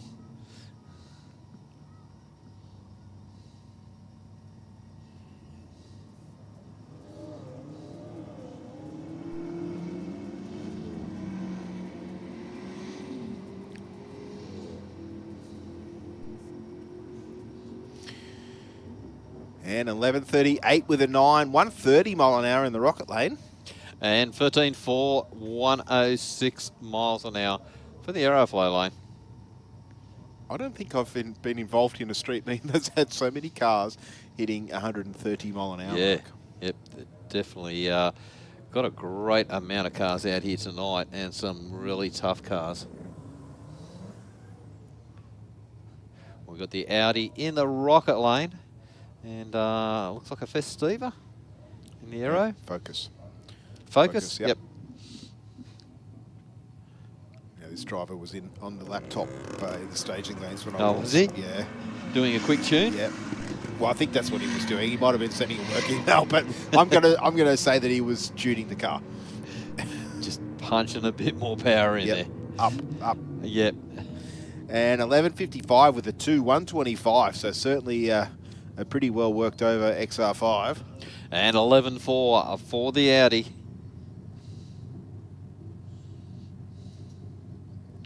Yes, it's an RC car. We've had our 000 tonight.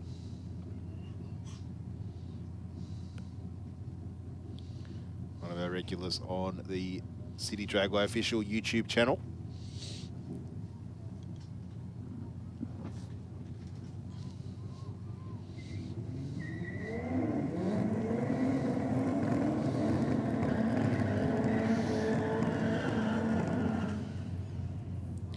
Falcon in the Rocket Lane taking on the Golf in the Aeroflow.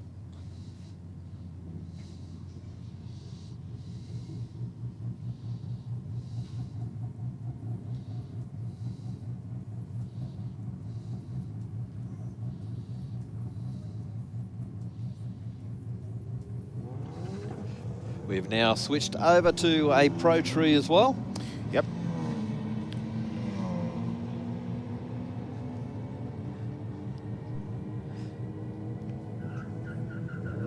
Falcon goes through 12.2, 115 miles an hour to a 13.3, 106 miles an hour.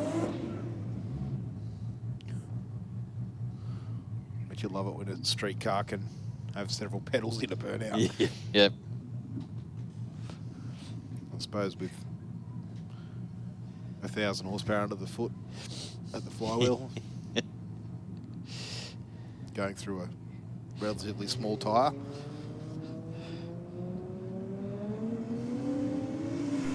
Give that crank up a bit of lash.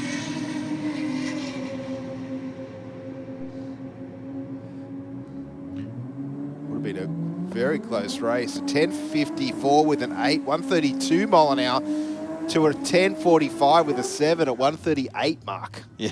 Wow.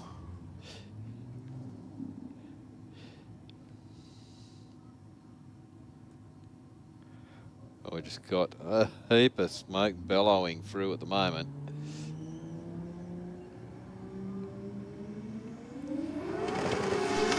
Just see the Sylvia just twitching on the track. Is that our RB Sylvia? Yeah. I think it is. There was a little bit of a pedal. Stayed in at this time, 970, 158 miles an hour. And 15-1, 94 miles an hour.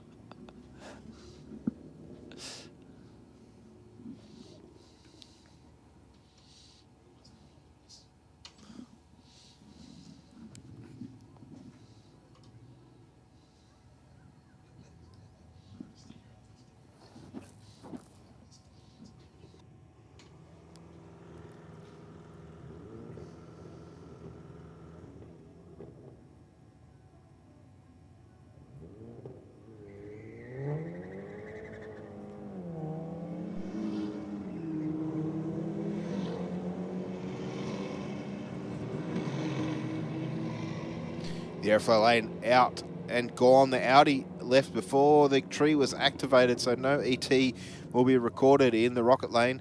13.62 with a 1 at 102 mile an hour through the finish line.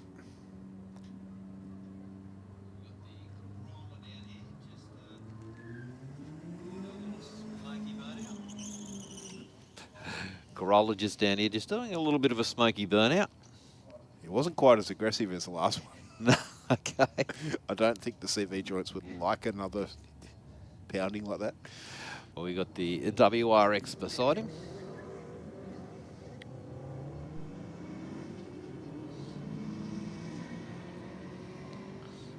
And Subaru away with a 205 60 foot. And we'll get through the finish line first. 13.04. 109 miles an hour. And 18.2 at 75 miles an hour. We've got the Audi up against the Mirage.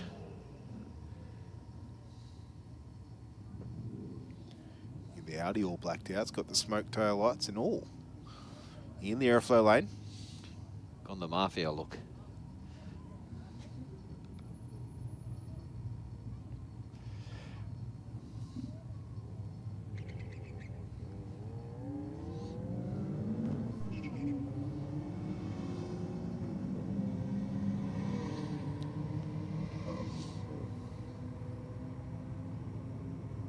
Mirage held its own till around about half track, and the horsepower of the Audi just getting there by only 0.2 of a second. 15.65 with a 5, 90 mile an hour for the Audi in the Aeroflow lane to take the win there. We've got the Subaru wagon in the Rocket lane.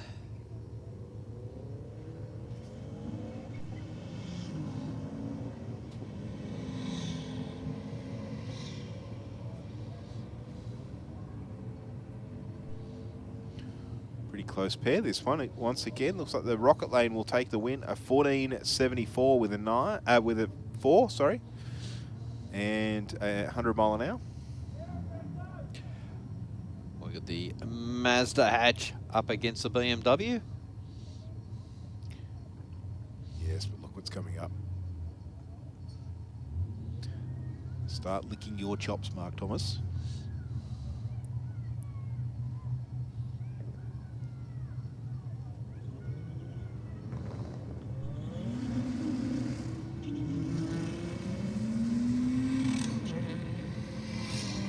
BMW out in front, that Mazda definitely motoring at the top end. I can hear one of those cars with a wastegate fluttering.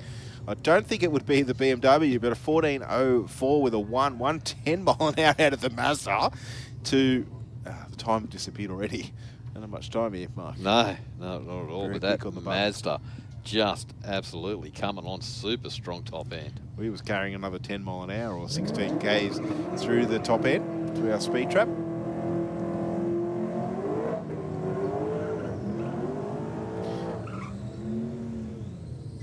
Got the HSV Ute up against the Monaro. If both these cars hook, it will be a ripper of a race. I think Yes. they've both seen 130 mile an hour tonight.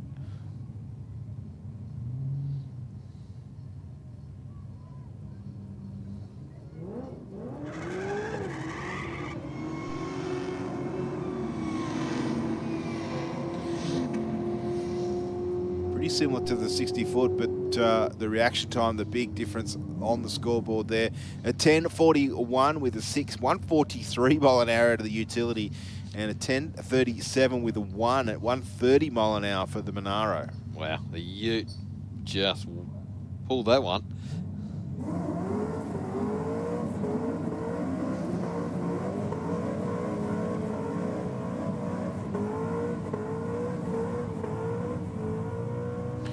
Frying those rear tyres on the VL down there in the Aeroflow lane.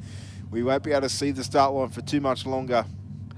And the Falcon right beside him, having a good old go himself.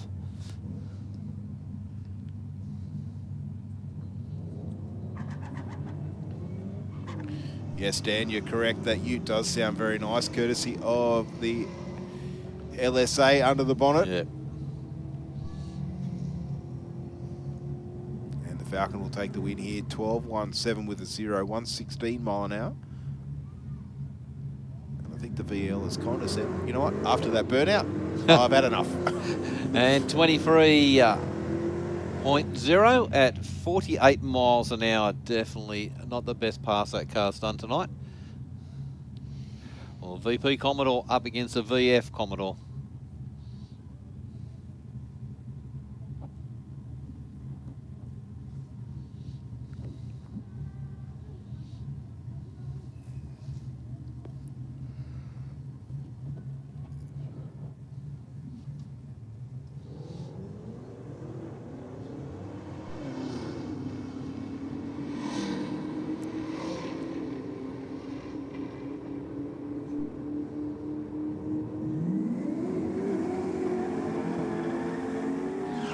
.11.9, 116 miles an hour to a 15 free at 90 miles an hour.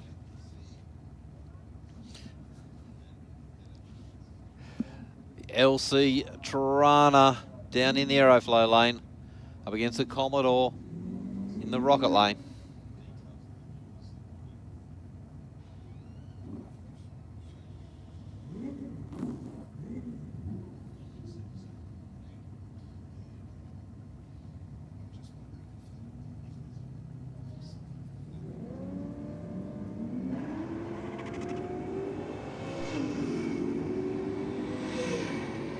Well, Tirana moving around a bit top end.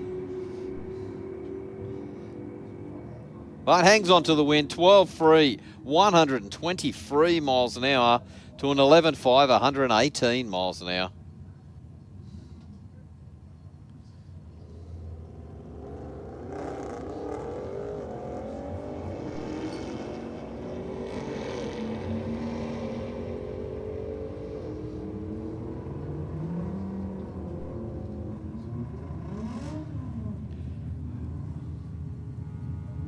.11.0, 126 miles an hour to a 16 free at 87 miles an hour.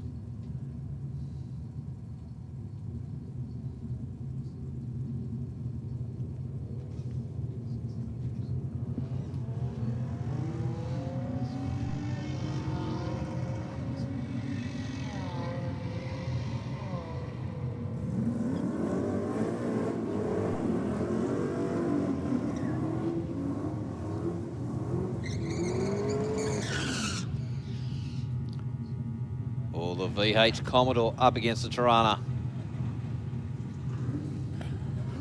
All right, boys, just confirming we've got 3 Burnout cars sitting out the back.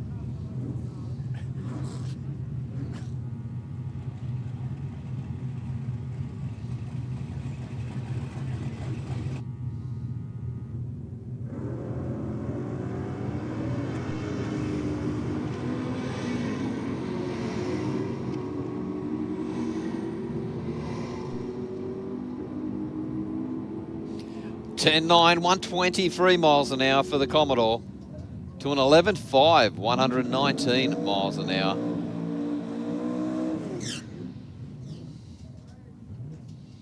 The Kingswood sounding very sweet in the burnout.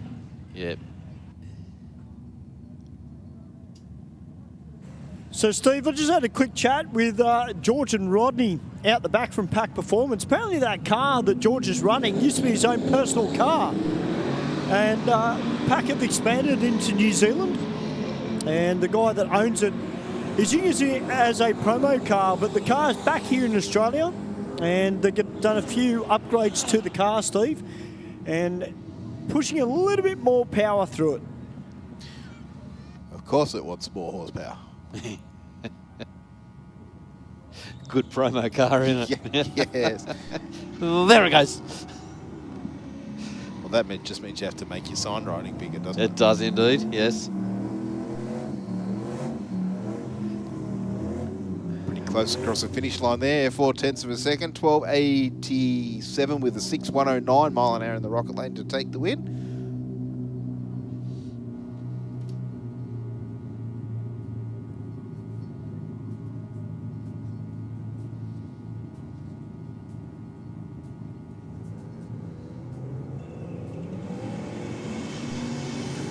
Oh, nice lead for Eden Abella on this pass, Mark. Let's see what he can produce at the top end.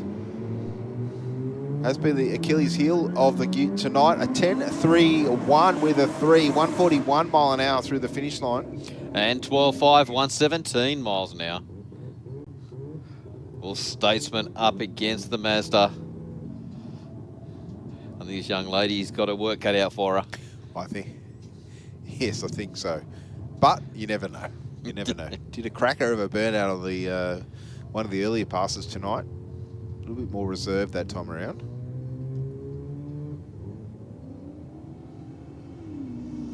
Oh, it looks like the pack car just rolling the beams.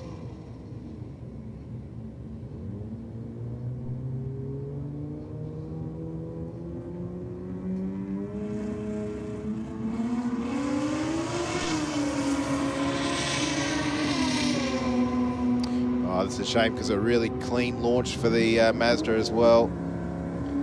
And 141, nearly 142 mile an hour through the top end for the RX3. 14.86 with a 1 for the Statesman. Took the win. Yeah.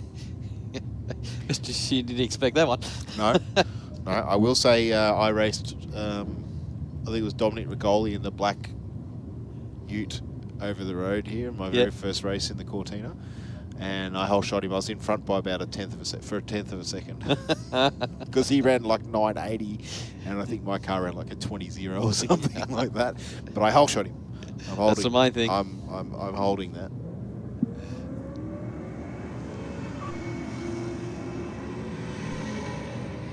All V8 Commodore, a 1749 to the 60. Goes through 11.6, 117 miles an hour. And 14.9 at 95 miles an hour. Okay, guys, if you're up in the grandstand, just beware, guys, that in the grandstand, it is a non-smoking area, and that includes vaping as well, guys. So if you're smoking or vaping, you need to go to the designated smoking areas, which are behind the corporate boxes up the top there. So there is to be no smoking or vaping in the grandstand.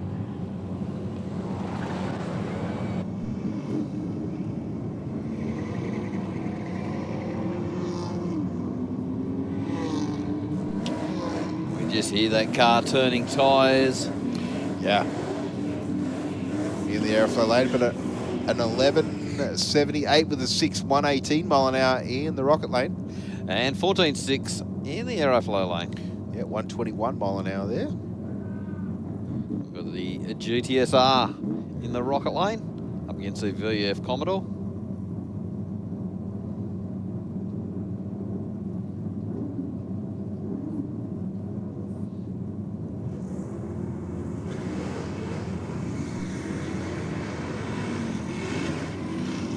Oh, the HSV very crossed up. I thought he was going to go around there for a second. Meanwhile, the VS in the Rocket lane, 10.89 with a 9, 121 mile an hour at the top end. And 14.6, 96 miles an hour for the Aeroflow lane.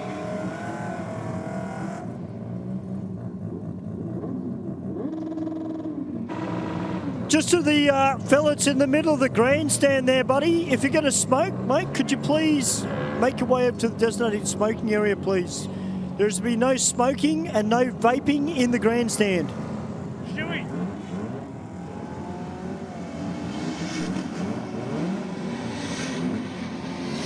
Oh, good side-by-side race here. The Rocket Lane, I think, just in front. And the sedan will take it an 11.26 with a 0, 124 mile an hour. And 12.1, 110 miles an hour for the Aeroflow lane.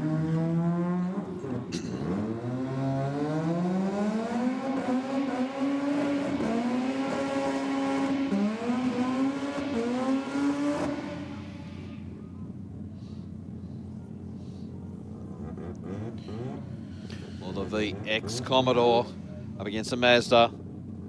This VX Commodore put in a huge pass earlier. It did. I can't remember the speed. 158 something. 158. Yeah. Certainly up there. The little Mazda not too far away from that either, though. Oh, wheels up for the Mazda on the launch. The Commodore well and truly in front. 8.98 with a 159 mile an hour to a 10.10, 134 for the little Mazda in the Aeroflow lane. That Commodore certainly working well. Yeah, absolutely. Got out of the hole nice and even. Just a little bit of a mop up on the line. We do have our bikes just sitting down there very patiently waiting to go.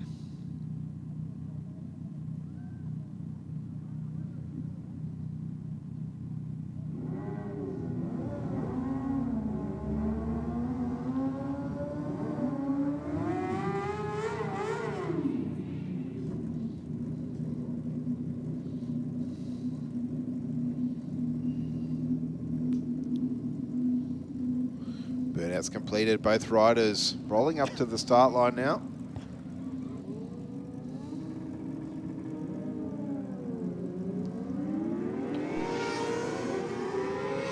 Not too much in it, the 60 foot between the two. The Aeroflow lane looks to be out in front. And gets a 10.6, 134 miles an hour to an 11.4, 127 miles an hour.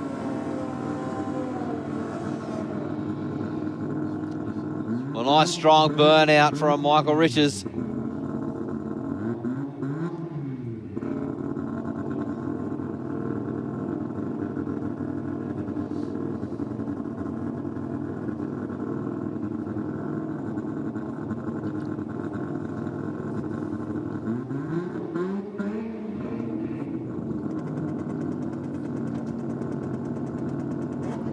See if Richards can get the launch and the shift. The bike not doing everything that it should tonight. 180 to the 60. 120 mile an hour to half track. 956 with a 5. 148 mile an hour at the top end. And 11.5, 126 miles an hour for the Aeroflow.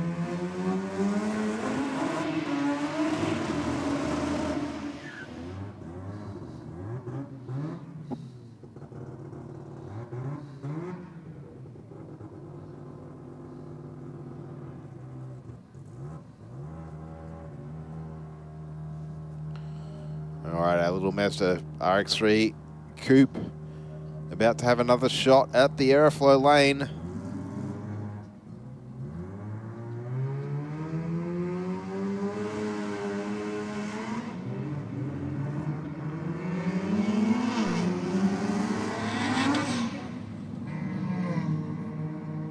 Seemed a little bit smoky there. Didn't launch as well as I think the driver wanted it to, and rolls on through.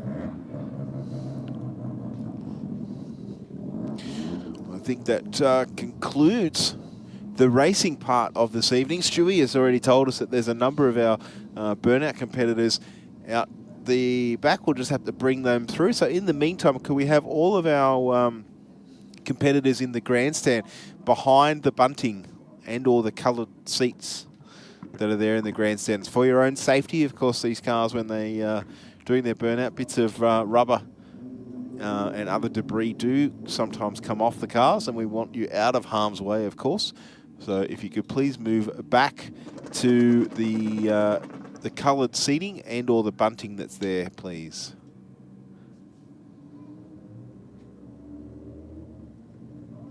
All right, ladies and gentlemen, we're not too far away from getting in the burnout. So just the people at the front of the grandstand, guys, I need you to move back, please, behind those flags.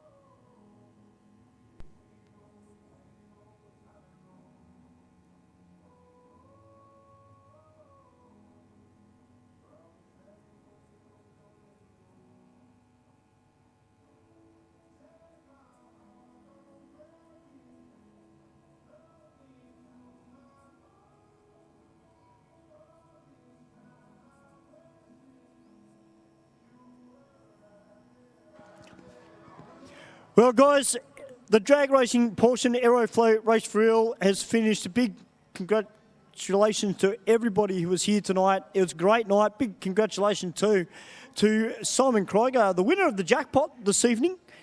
And that will reset next week to $300 for the 000 next week. But we got through the serious stuff, and right now we're about to get into the fun stuff, and there's lots of kids here tonight. School holidays is always a fun time to be a commentator because I've got all the families here, we've got all the kids here, we've got the burnout cars here. All right, kids, are you guys ready for some skids? Jeez, I'll tell you what, I don't think you kids do 10 times better than the adults. Sorry, guys, but, you know, they do. So, this bunch of kids down the front here, they seem like they've got good voices. Were you guys happy the Penrith won on the weekend? Well, I'll tell you what, guys, we've got some great cars here tonight. Let's get those limited fingers up and let's show them some love.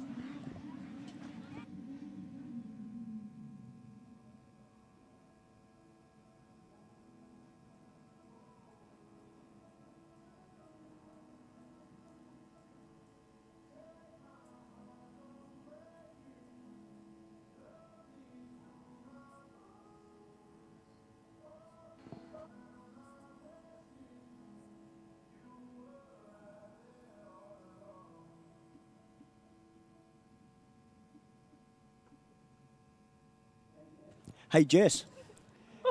Do you like skids? Yeah. Sorry, I scared you then, didn't I? I am a little bit sneaky.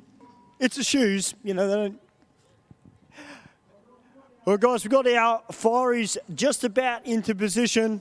Mr. Sandy is about to come out, and they're the lights that you do not want to see in your rearview mirror.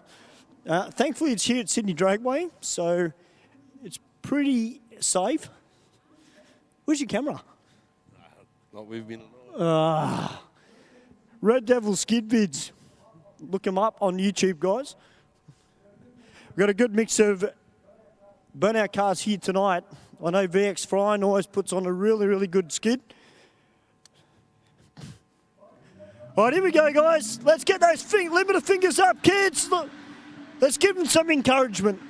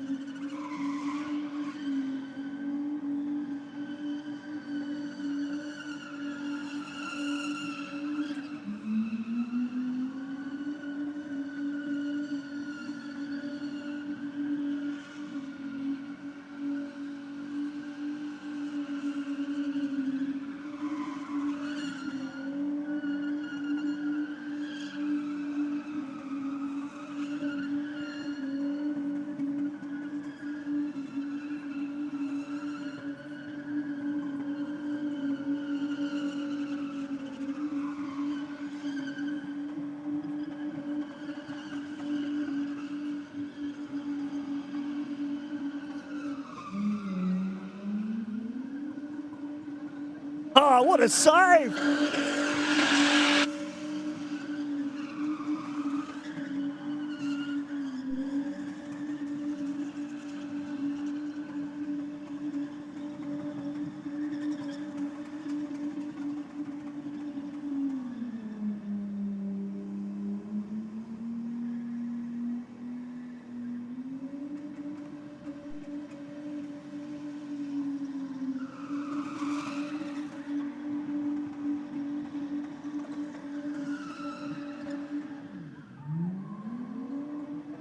Just tapped the wall.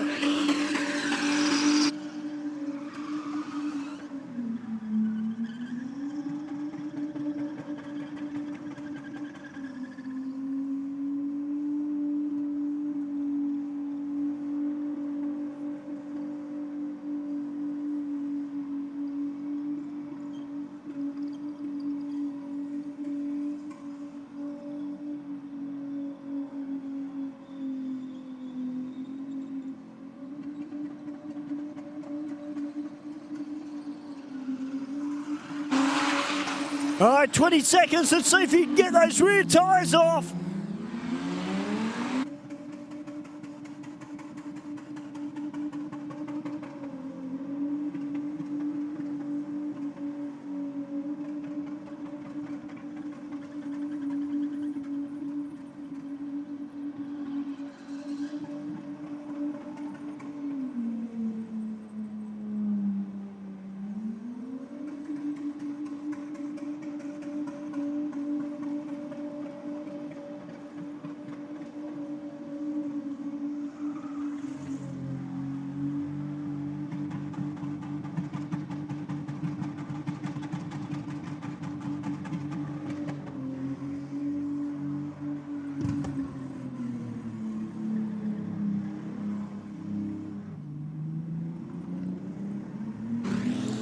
Well, a little bit longer there than 3 minutes for Mr. Sandy to get a tyre off.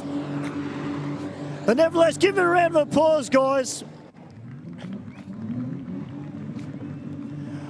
All right, one car I know that can get tyres off in under 3 minutes is VX Frying from Club Mang Society.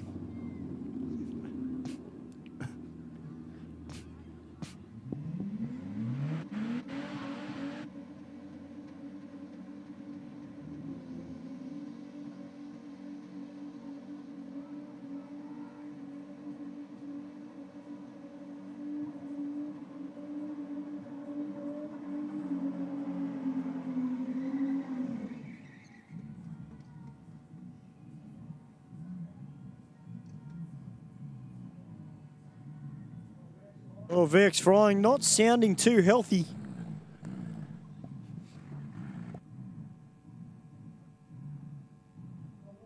And a lot of skids in VX Frying. I think motors.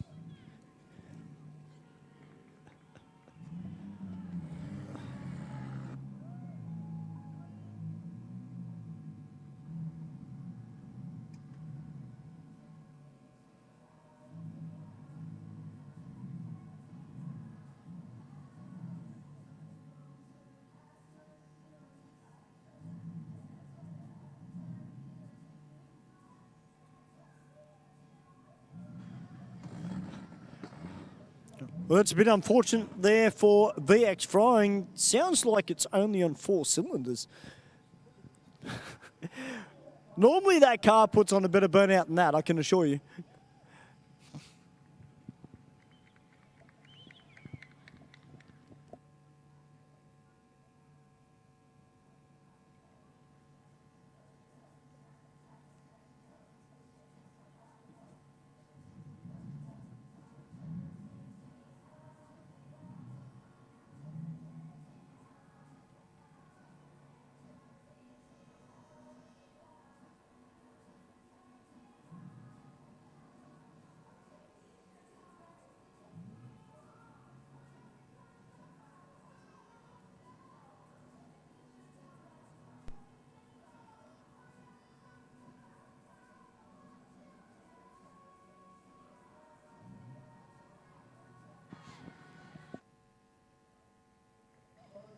All right, guys, looks like might have to get VX Frying towed off. Ladies and gentlemen, give him a round of applause for getting out there and giving it a go.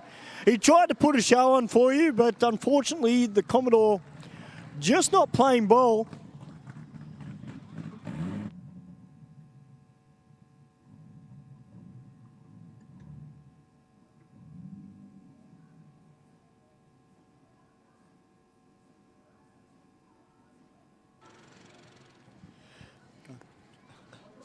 Now, guys, we've got that wagon that's sitting down patiently behind this, our next car that's coming out. Josh Howarth, who we know quite well from here in Sydney, he's actually riding shotgun.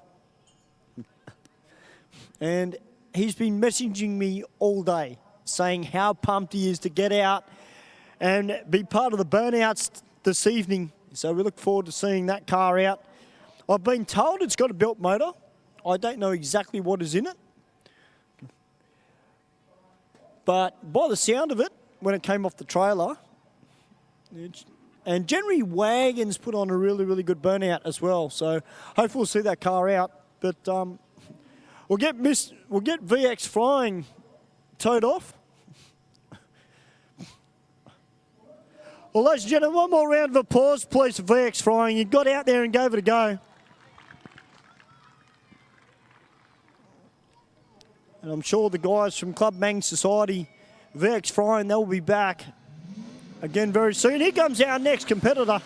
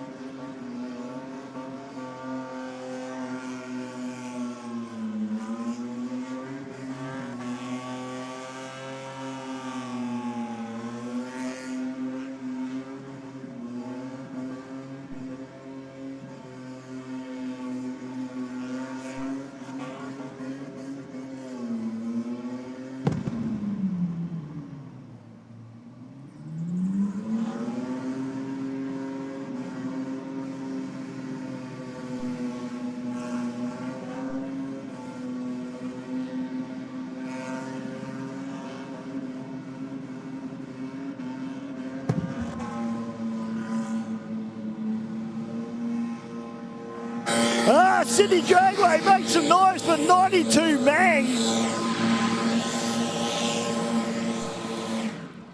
Both tyres off in about 2 minutes. Good solid skid there. The second of Club Mang Society cars. All right, we got the wagon. Josh Howarth in the passenger seat. He is pumped.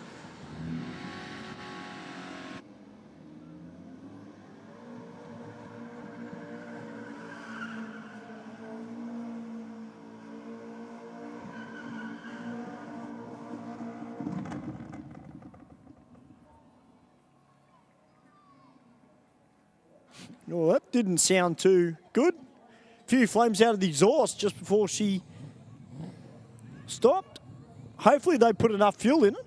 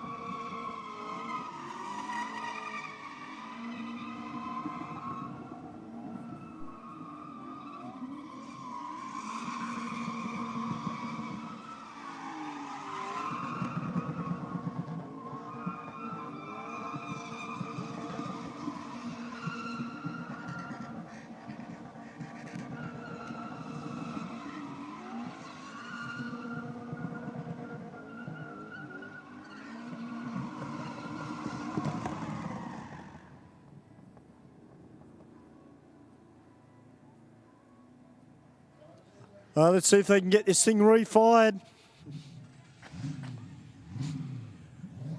We want to see those rear tyres blow. Sydney Dragway kids, get your fingers in the air. Let's see if we can get some tyres smashed. Make some noise for the North Lakes. Smash repairs. Wagon. Let's go. Let's show them some love.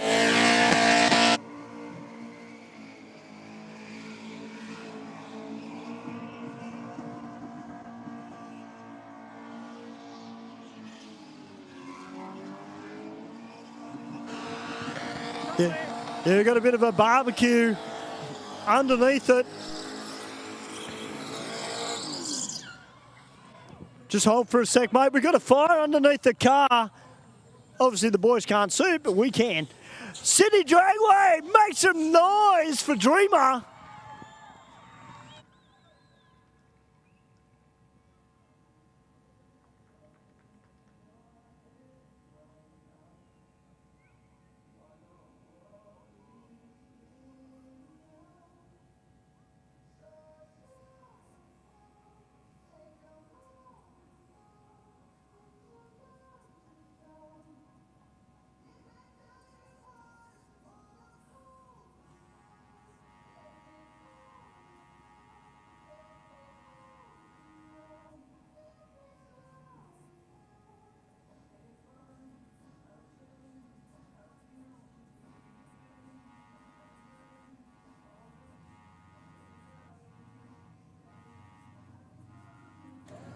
All right, ladies and gentlemen, well, that looks like that is it for tonight's Aeroflow Race for Real. What a night of drag racing and burnouts this evening. Once again, guys, a great job by Steve, Mark and Benji up in the commentary box. The voices you hear and the faces you don't see. But the guys, once again, awesome job, guys. We killed it again this week. And how good are Wednesday nights? Absolutely fantastic, Stu. Thank you very much for the wrap. Thank you very much to all of our patrons here tonight that have come along to check out Sydney Dragway's Aeroflow Race for Real. Be part of the action. Thank you very much to all of our competitors that came out this evening. The range of cars and the racing has been fantastic. Very good to callers, commentators. I'm sure comes across fantastic for our viewers, both here at the venue and, of course, those that join us on our Sydney Dragway official YouTube channel. Thank you very much to all of those viewers for your participation tonight. On behalf of the racetrack, I'd like to wish all of you safe travels home. We look forward to seeing you all again here at Sydney Dragway. Keep your eyes on the track's website for the upcoming events. And from Mark, Ben and Stu, wish you all a very good night. Yeah, and thanks to you, Stu, as well. Great job out there and interviewing all the drivers. And to everyone leaving, please go easy. The boys in blue are out there wandering around. And don't go doing anything silly to give them a reason to give you a bit of a hard time. So have a safe trip home, and everyone have a great night.